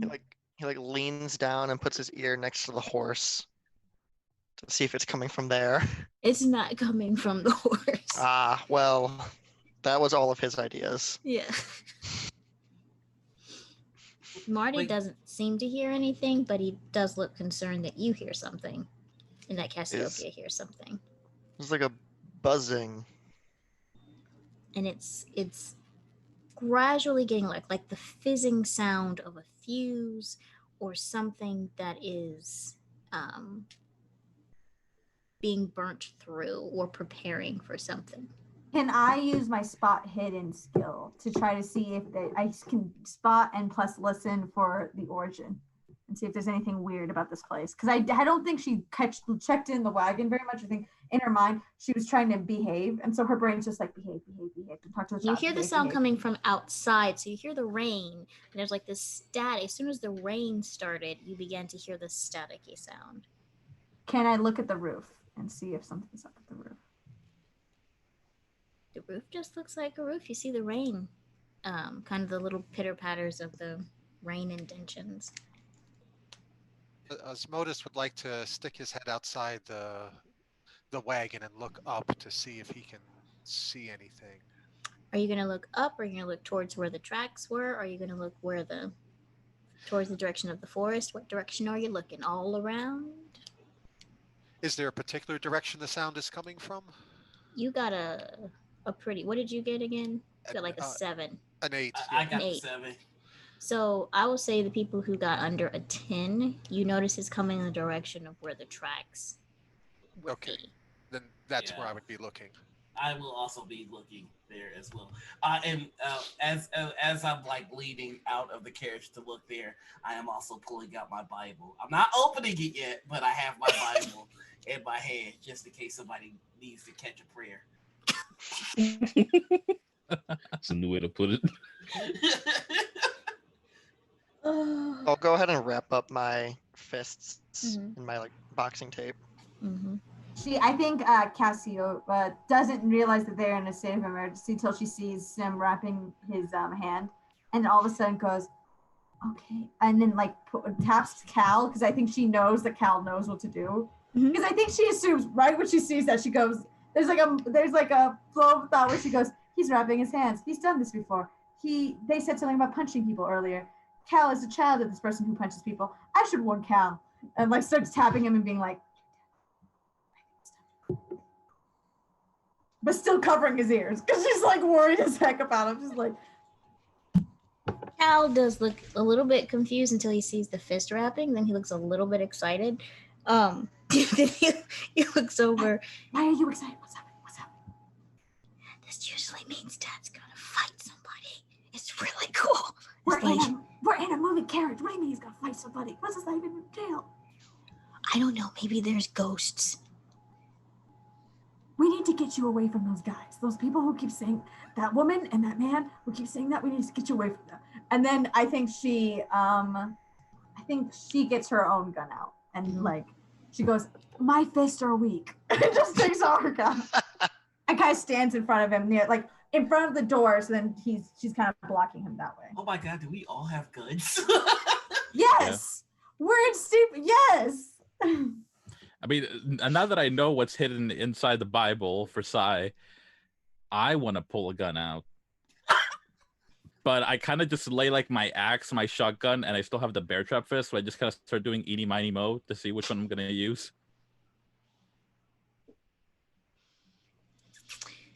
And as this is happening, those of you who want to look outside the carriage towards where the tracks are, I will let you to roll a spot hidden. All right, let's go. Finally, my chipmunk skills have come to pass. Okay. Spot hidden. I know I don't suck at this. Uh, Yeah, I don't suck at it. I apparently just have bad eyes. 37 out of 55, so Okay. I see something. 34 out of 65. Okay. And I got a 54 out of 65. Okay. Nothing worth mentioning. Like a 67 out of 25. Gotcha. Sim can't see anything. This is not his Yeah. forte. You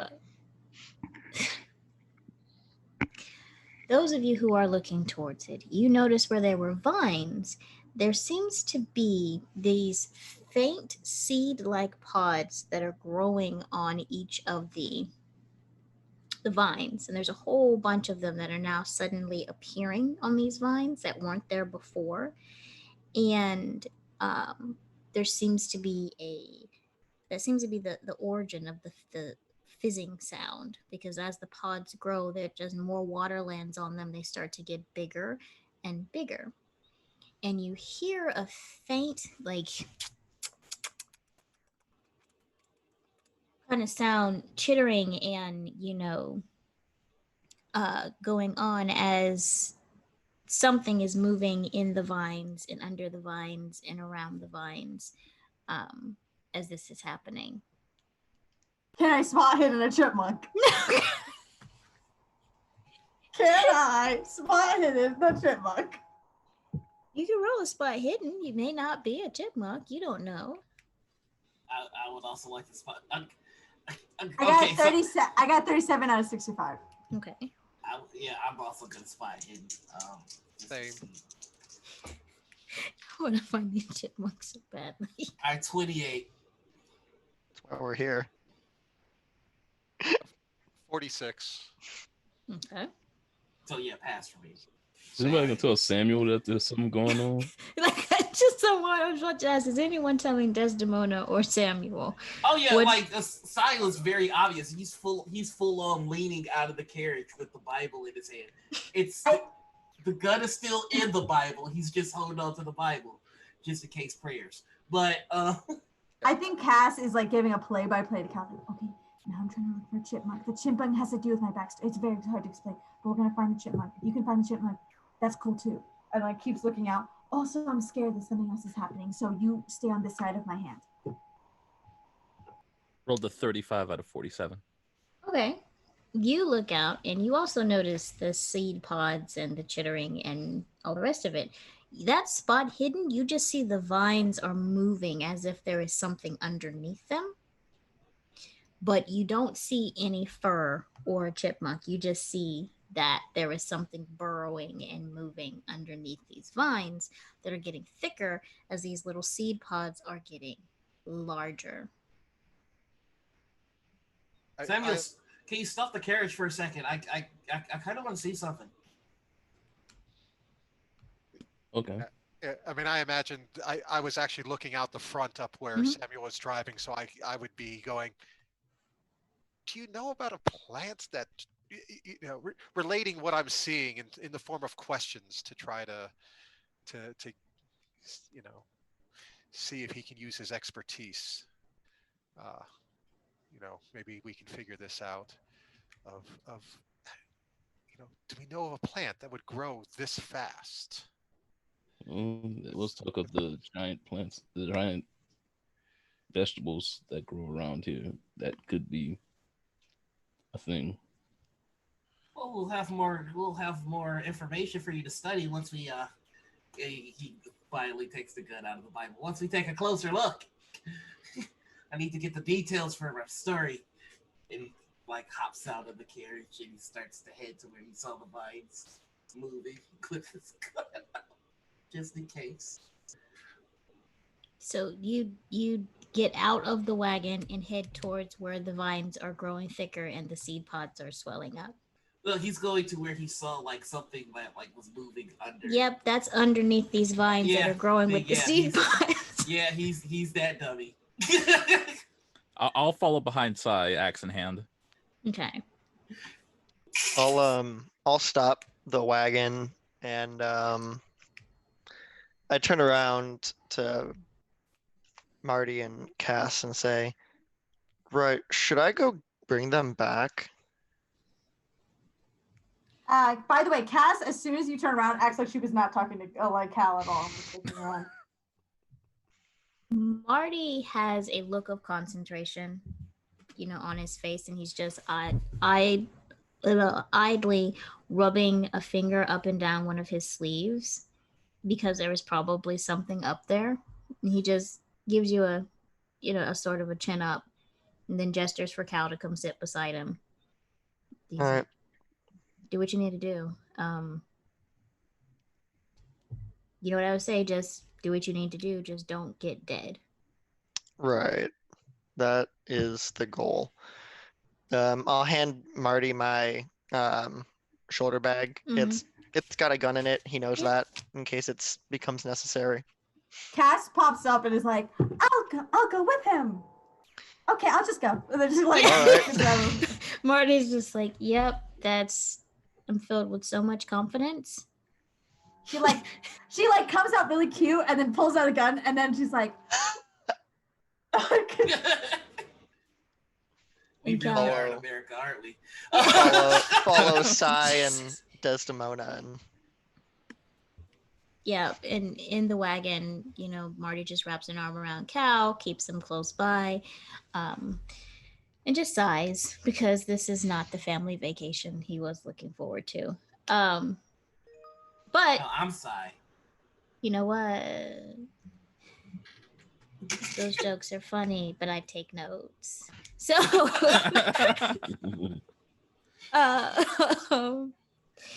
as you go to, who all is approaching the vine stuff? Okay, 1, 2, 3, 4. The usual suspects. Yep, the scientists. I'm gonna observe from a distance. The scientists are sitting there with their notepads, and as we watch, they're actually moving closer to the vines. Yes, I see that. Yeah, just kind of observing. As cold as it is, Sam was just looking to see what it does while they approach. Mm-hmm. It's like a Nat Geo doc. Like an experiment. Oh, right. Do you think they're confused when you see Cass like walking behind, like with her little dress and like pulling it up, like? Yeah, as soon as Sai gets a beat that she's coming, he's just gonna look to Desdemona and go, oh, "For the love of fucking God!" If I see Cassiopeia coming, I'm just gonna turn around and that you don't even go here, boys. Be like, the plants don't like you. Maybe that'll help. And then walks past them and then says to him, "They're not very nice to me." I'm very sorry about that. Gotta get lift, I'm telling you. He's just gonna keep pressing for it with his gun. So when you're about 10 feet away, I need you, and it's raining, by the way, so you're getting wet as well. Mm-hmm. Because all dramatic scenes need rain coming down. I'm assuming my shirt that Marty gave me was white, so just keep that in mind. Oh God. You know what? I'm going to put something out here because I just remembered that. Marty is going to give you his jacket. As soon as you start to get out of the wagon, he's going to say, wait. Come here. Okay. He's going to take off his jacket, and you see that he does have, there's like one sheath, like he's got 2 sheaths on one arm, like these leather straps where there's 2 daggers that are on that one. And on the other one is probably under his sleeve, but he's packing as he takes off his jacket, puts it around your shoulders, and says, "There is a time and a place for distractions. Uh-huh. This is not the time or place." Distractions being. All right, so I'm gonna try to say this as he looks over to Cal and looks back. He's like to you. putting on the jacket, still Yeah. very confused, but follows directions. You are what we call blessed in ways that other people are not, Uh-huh.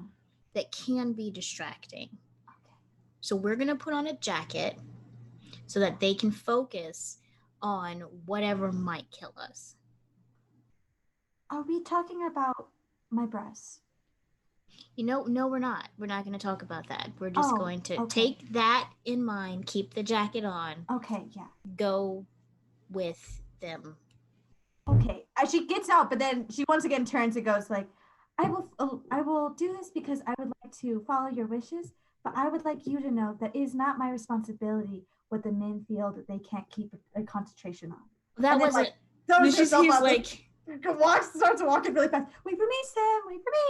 it's like the fact that she misses the point every time. Like, she just sits back down. He's like, Cal's like, Dad, does it matter? It does. He said, it does matter. What do you mean by distractions? What I mean is that it makes her more of a target. He goes through this whole description of vulnerable parts being exposed, people taking people down, when they can see, where you have muscles, where you don't have muscle. Like, he does a full breakdown, and he's like, Cal, I don't understand what you're saying. He's like, basically, how, and then explains, how Daddy told you how to defend yourself from a kick. They said, well, women have sensitive parts too. And he just goes through this whole very matter-of-fact conversation, with his son about what his concerns were, which wasn't the looks as so much as that she's a liability because there's a lot out there. So yay. Getting that point in, because it is no one's responsibility how you get distracted or not. But it is your responsibility if you know it makes somebody vulnerable and a target. Combat Just rules. to interrupt real quick, thank you very much, Mythic Grove, for rating. Thank you. It's awesome. All right. Now that social lesson is done, let's move back to everyone making luck checks for me. Oh no. Everyone that got out of the wagon. As everyone knows, her luck is perpetually great. That's why she got whipped the first time.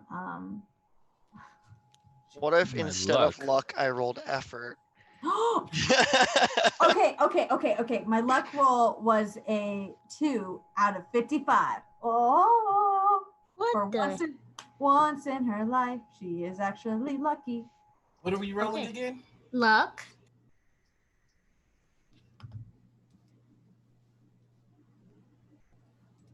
Go to 29 out of 45. Okay. I got a 55 out of 32. Okay. I got a 85 out of 45. Okay. So everybody make agility checks for me, but the two people who failed are going to have a higher difficulty than the others. It's going to be. Well, I failed. My agility is 65, and I rolled 78. Oh yeah, that's gonna be a big 62 out of 22. Okay, here's what I would like to say. Can I do my golden coin, please? Yes, you can flip your Thank golden you coin. so much. You Jesus. just have to describe so the viewers know what you're doing. Okay, great. So I got a 93, which the highest, out of agility. Here's the annoying thing. My agility is 80. So I would have been okay if it was a little bit lower. So what I'm doing, I'm actually have my special trait is I have a golden coin. It means I can roll a luck check and use that success or failure instead of rolling a skill. It can be used only once every 48 hours. I think this is probably good because I got whipped last time. It's not great. Yeah, no, it's still bad. I got an 82 out of 50 for and my luck roll is 55. Okay. So, I rolled a 4. oh, okay. Then you just ninja'd your way out of there. Float like a butterfly, sting like a bee. So as this happens, Those of you who passed the luck check, you see it happening before it actually takes place. Like you see the seed pods start to tremble. Those of you who did not pass that luck check don't see this. Everyone else does.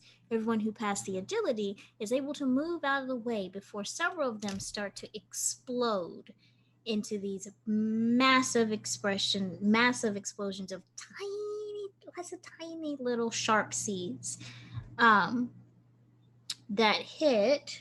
It was two of you that failed, correct? Yeah, each one of you take 1 point of damage, please. As you get just sprayed by all these tiny shards. It's almost like glass-like shards, but they're seeds as these things start exploding.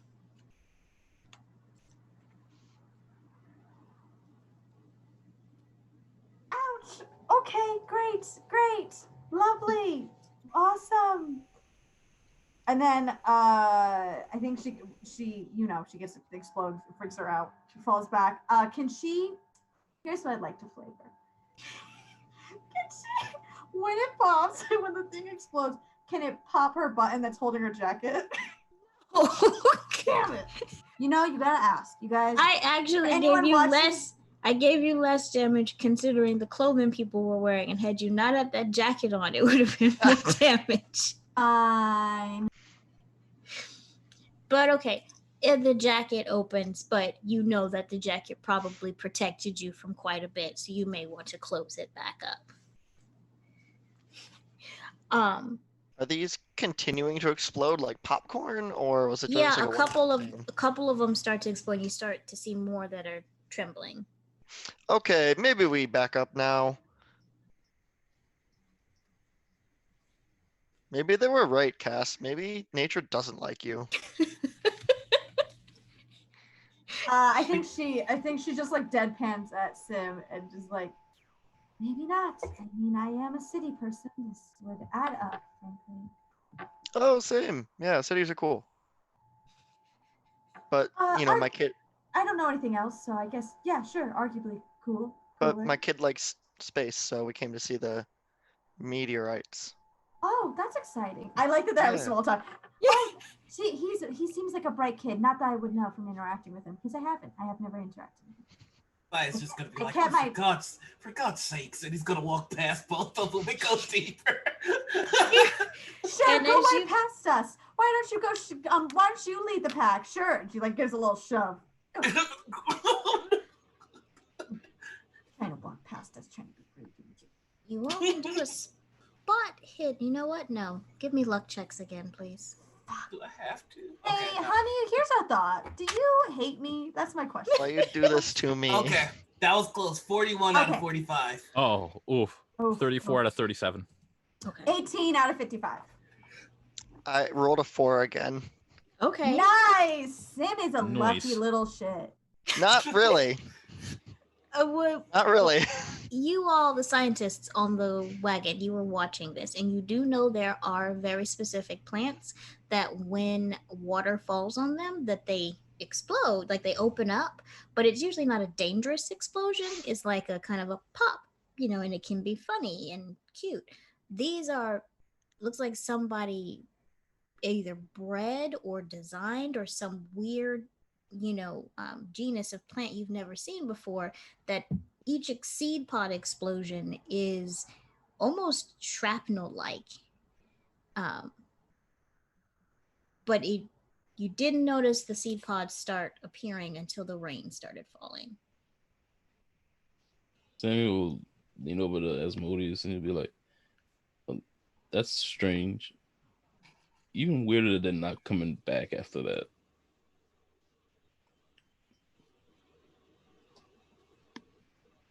Yes. Yeah. It's amazing how dedicated that they all are to go out there and collect all this data for us. Yeah.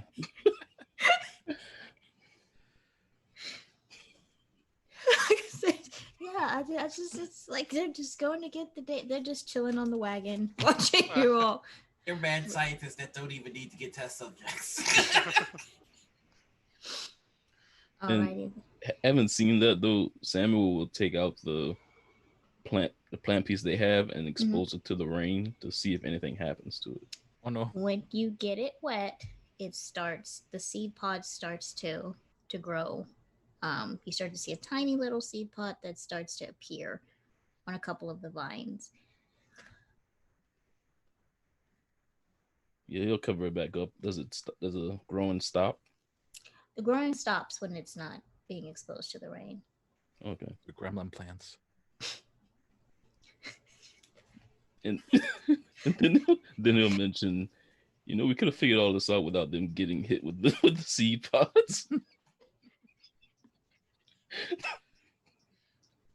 We probably could have, but I'm not sure that would have stopped them.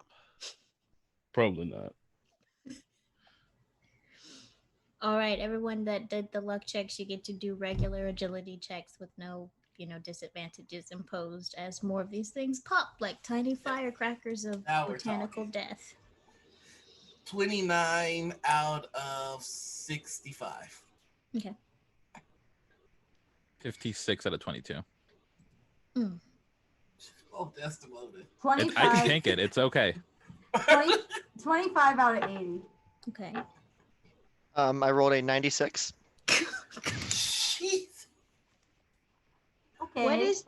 What is your My agility 45. Okay, not a fumble. Whew. All right, just bad. This time you're not able to dodge out of the way of a seed pod. You just get sprayed by seed shrapnel. You all notice that where the seeds land that is not on you, more vines start to grow. And they seem to be consuming, is the best word, the train tracks that you see. They're like growing over it and sizzling, and there's this whole conflagration of destruction happening. This is not normal. This is not normal. Okay, I don't know what we're attempting to figure out at this point, but I think maybe we should return to the safety of our wagons and leave. I think one of the seeds when it popped to hit me. Can I try to have grabbed it? Because I feel like she's one of those people that when someone throws something, she might think it valuable, and so she instantly grabs.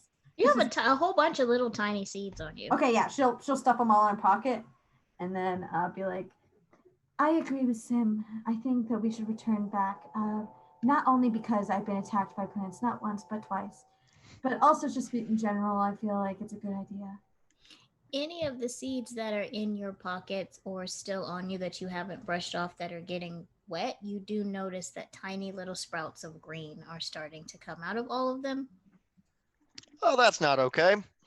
I take out all of them but one, and I see if there's any dry ones, because I feel like I quickly put them in and see if they can dry them off. And if there's a dry one, I keep one of those, and then a wet one.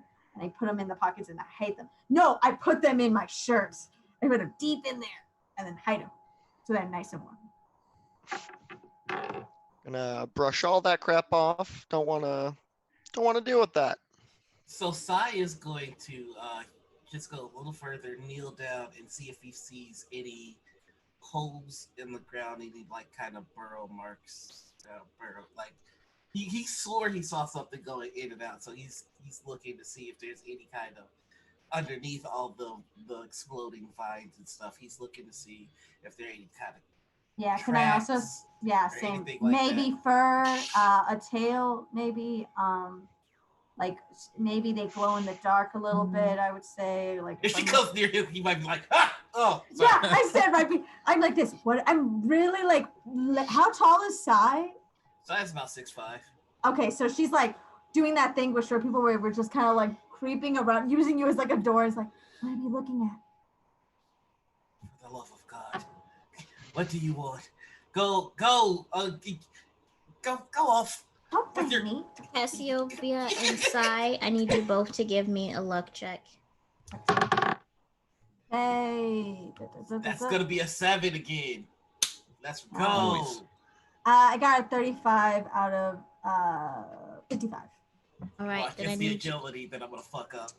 I need you all to give me effort rolls. Effort? Oh. Effort. Yep, First. strength. Strength? Yep, that's your effort roll. Oh Oh, no. okay. Oh no. Oh Okay. no. Okay, I'm okay, not okay, bad it's at fine. 17 out of 65. 48 out of 65. Alrighty then. So as you're having this discussion looking for burrows and holes, you do notice there is a hole. It just seems to, you were looking for it, then it's there, then it's not, then it's there again, and you see this massively thick vine start to grow out of this hole and reach towards you both, tiny tendrils wrapping around each of your ankles, but the tendrils aren't strong enough yet to hold you in place as you pull away very quickly. Okay, we return to the carriage, and I think that she instantly tries to grab Sim and is like, "You're a father, let's go. Okay. Let's go. And I think she pulls, she doesn't care what happens to the people in the other cart, but she needs to make sure this one comes back, so she's bringing him with her. I would like Sim to note that her effort of pushing him is actually stronger than you probably would have expected. Saya's gonna start to, I'm walking with you. Saya's gonna start to back away once this thing tries to grab him. You said there's like one big one that's coming up, right? And then it's got like the little ones that are grabbing at the ankles. Yeah, I'm gonna shoot that.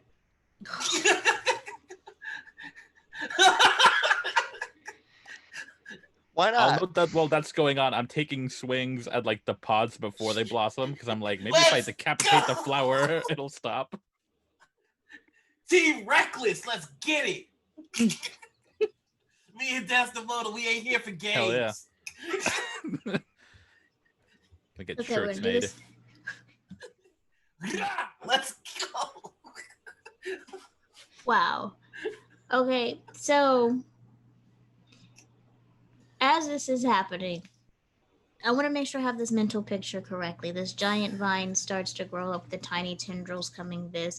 Cassiopeia beats a hasty, retreat with Sam back to the wagon because that makes sense. As Modus and Samuel are both still on their wagon watching all of this and taking notes because what else do you do? Desdemona and Sai have decided to wage war on nature. We're gonna fist fight the force. And so, Desdemona, I need you to give me some, just give me 2 attack rolls with your axe. And Sai, go ahead and pray for the vine for me. Yeah, we're gonna get this. We're gonna get this fight some Jesus. Okay, that's cool. 48 and my handgun is 50. So. Okay. Graka! I was raised on rap. I know all the good ad libs. You're using a revolver, right? Look, it's a chopper to me. It is a chopper to me. No, it's not. You just lost a couple of cred, just a little bit of cred. The wrong. It's all about perspective. Okay.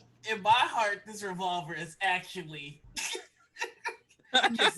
just spitting. Just pulling a Tony Montana. This is imagination.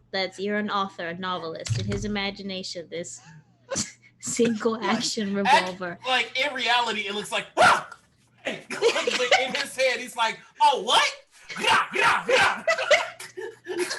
Word, Forrest."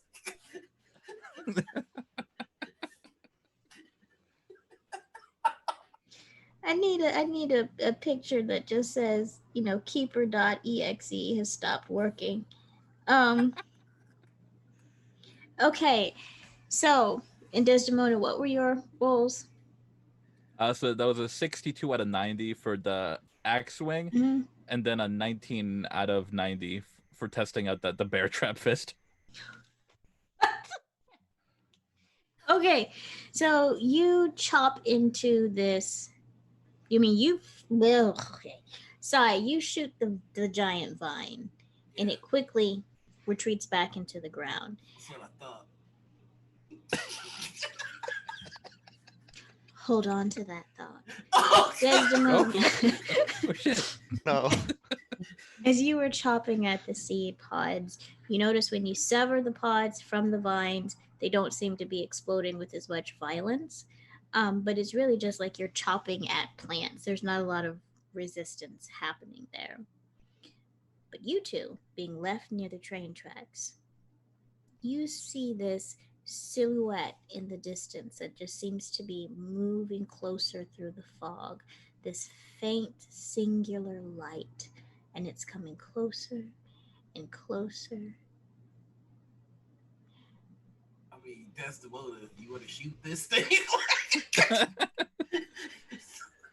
I sorry. didn't bring my shotgun. My hands are full. And everyone else has a front, like, row seat to watching them fight plants. And then things coming closer, you know. And when the fog starts to clear, you see a human-esque shape standing in the fog. It's not moving anymore, but you can't see it clearly. It's about 20 feet away from you all. It seemed to be central, standing in the center of the train tracks. And you notice also that's where it seems the train tracks end. Hello, friend. Be careful, the plants here, they're explosive. No response, just a singular light. I'll turn around and just yell out, "Hey, who's out there?" No Yeah. response. What does the figure look like? Does it have big butt? A bust?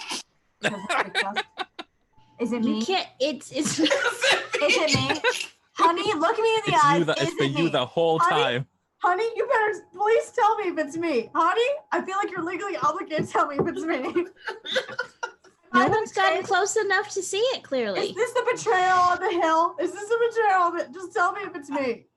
Sai Good game. will approach with his Bible at the ready to deliver some thoughts and prayers. And Sim feels obligated to provide backup, so he'll You have Sorry. Marty doing that lean out the car, you know, and some people may be able to relate to this, like when something dangerous is coming up, but your significant other is like, if you don't get your wallet in this car, what are you doing? What are you doing? Marty is covering Cal's ears and he's kind of quietly cussing in both like Welsh and English at the back of the car. Like, what's and Cal's like, what's going on? Nothing. I think too when he's walking away, she's like, "What are you doing? Come here. Step. Where are you going? No, there's step. a person out there that might be in trouble. It's the world is exploding.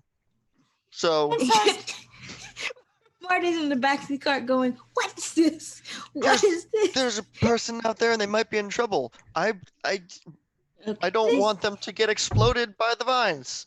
Cass is looking between them like she's stuck, and she's like, I'm trying to. I swear, it's not me. I didn't do it. so I'm getting closer to the thing. Now the gun is sideways. Child with Sideways. Oh, the kill shot. That's the one that's walking behind Sai going, if that is a ghost, the only way to banish it back to the spirit realm is to trick it into saying its name backwards. My God. Okay, I'm gonna make sure they don't die / murder someone. I don't think that's a good idea. I really don't think it's a. Then she's like, I think she's still like following behind him, but like slowly, like, no, stop it. Come back over here. Come back. Where are you going? Where are you going? Desdemona, you still got any of that salt left, just in case? I read somewhere that salt helps with ghosts. I do. I have pocket salt. Good. While It's like this- pocket sand, but finer grain. That's been exposed to the rain Damn while it. in while, your pocket. while this is going on, would I have enough time to go into my bag and pull out the telescope Mm-hmm. and try to get a look at what's going on out there and see if I can see this figure? Yeah. Oh, mine too. The fucking scientist would just actually be as smart as shit. Oh God! So as Sign Desdemona approach through the fog, this figure, Sim and Cass, you know, providing backup, running towards it. as Modus and Sam see it first, as you hold up your telescopes and just look through the scope at what's happening, you see a perfectly carved topiary statue holding a singular lantern, and you can swear it looks identical to Sai. The shape, the clothing inferences, and so on, as it's just there holding the lantern. Sai, I need you to go ahead and I don't want to do this anymore. I don't want to play this game no more. as you move forward,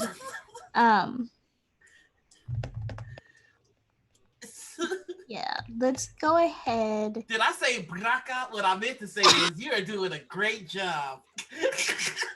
Go ahead. And I'll head back to the character.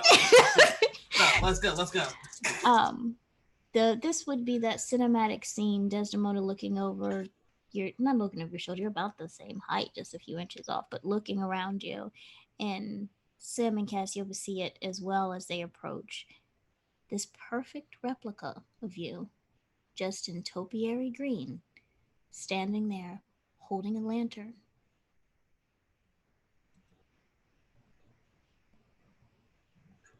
And then I think I pass Sim and I go, that's so weird because when the vines whipped me in like a not kinky way, it made my shape as well. I think something's really wrong. And can I feel my neck if it's moving, if the rain has done anything to it? The patch of green on your neck is a little bit bigger than it was before. Desdemona. Absolutely. Just please correct me if I'm wrong, but would you say that figure up there? Would you say that figure up there? That it looks like me a little bit. What'd you say? No, not a little bit. A lot bit. Okay. Almost identical. It may be trying to take your place. You should probably kill it. Bang! That's all we need here. A terrible enabler. The trust between absolute strangers. Okay.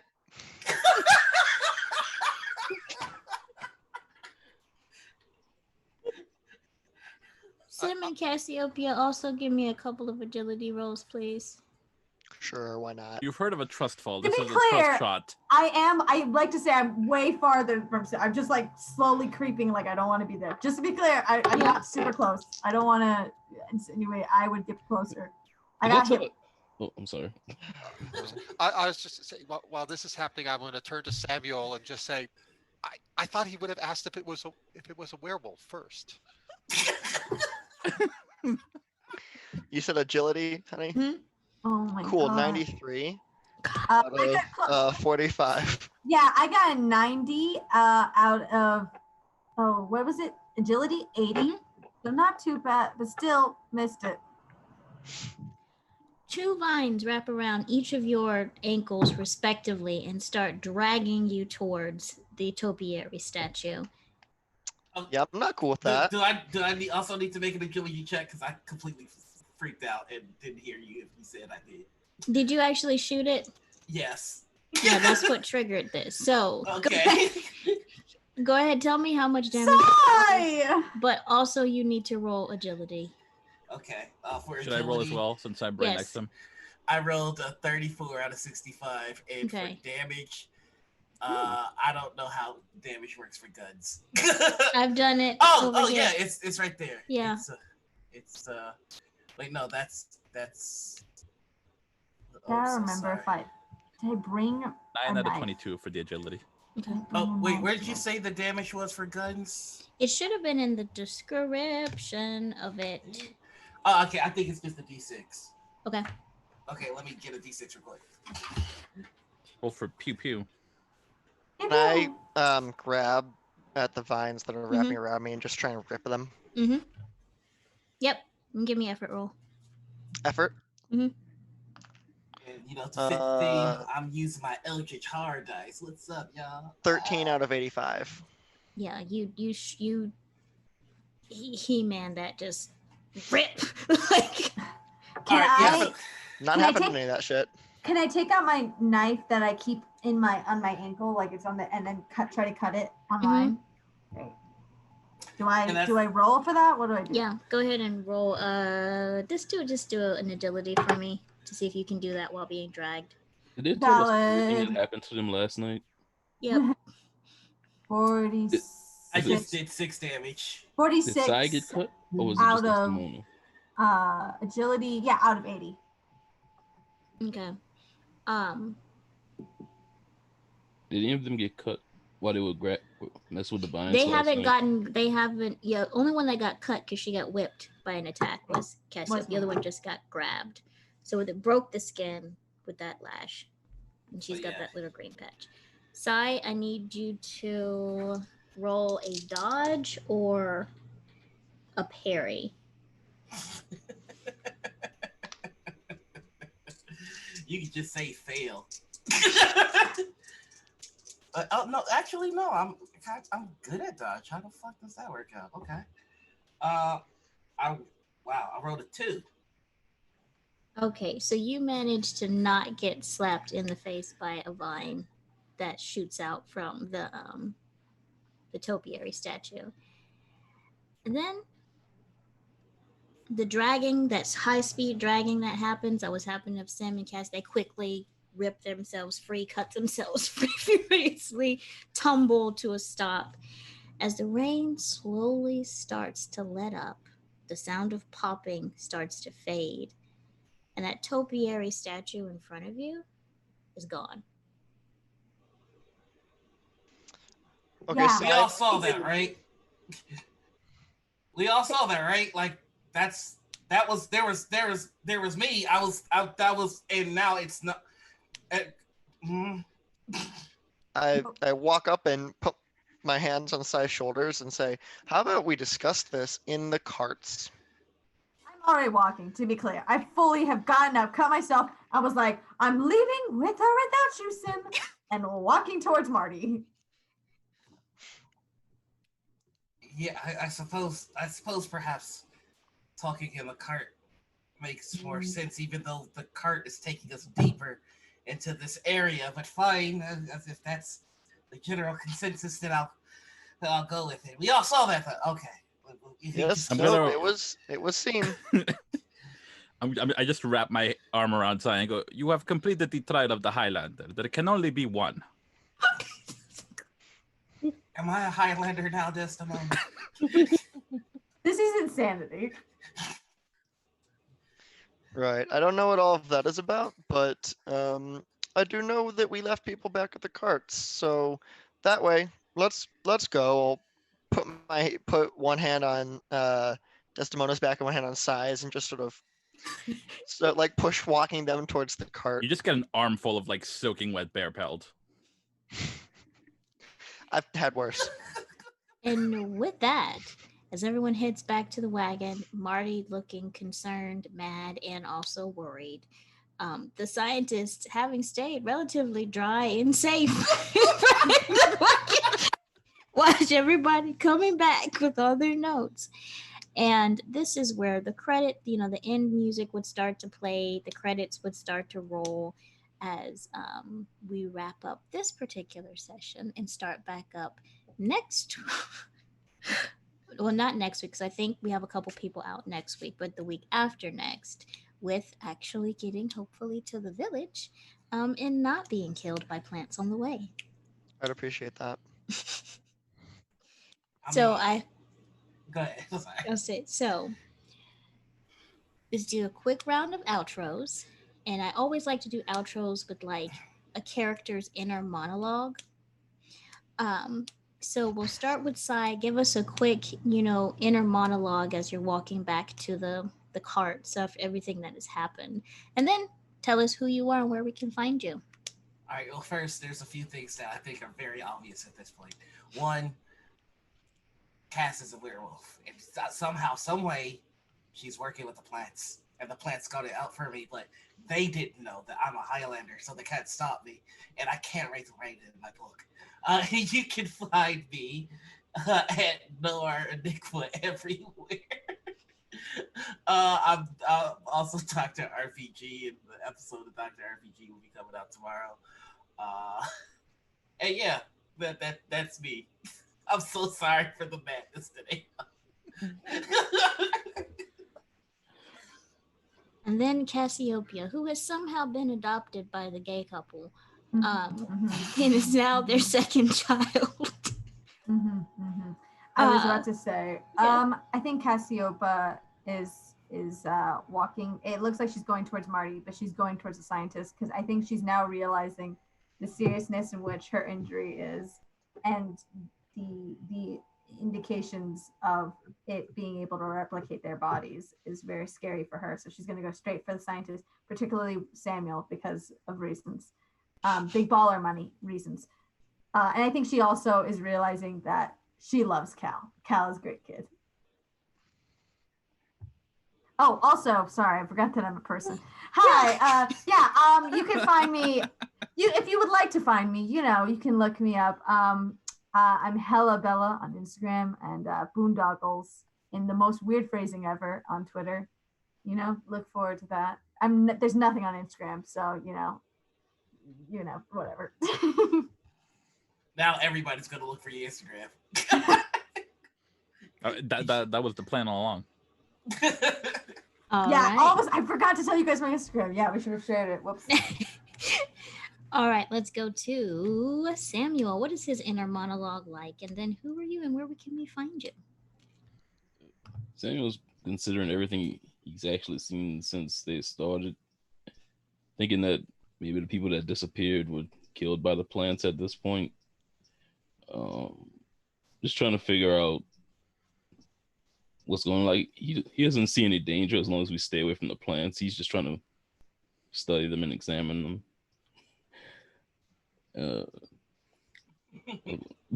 Yeah. And if Cass is coming towards him, he's basically thinking about like treating her wounds however he can. And that's about it. I'm Ryan. Sync Sorrel on Twitter and Discord. I don't really do much than lurk in people's streams and in people's chats. Yeah. But how can you lurk on your own stream? I know. What you don't know is there's a topiary version of you in chat right now. Well. Good. All right. Paul, what is Asmodus's, inner monologue like right now? And then who are you and where can we find you? Asmodus is like Samuel. He's trying to put together the pieces to understand what's going on. He's trying to understand why we saw a topiary of Psi and what events could have triggered that. So he's looking in his notebook with the notes that he's been scribbling down as he's been observing all of this. He's determined to solve this, though he has a little lingering of self-doubt. And so I can be found on Twitter. My handle's Paul_Kiter. I have some works I've contributed to on DM's Guild. In a little lull right now, but may have some more work coming out in the near future. Awesome. And so we go to Desdemona. What's Desdemona's inner monologue like right now? And then who are you and where can we find you? I think first of all, there's a sadness to the realization that the plant's beef has extended past Cass and other beefing with the rest of us.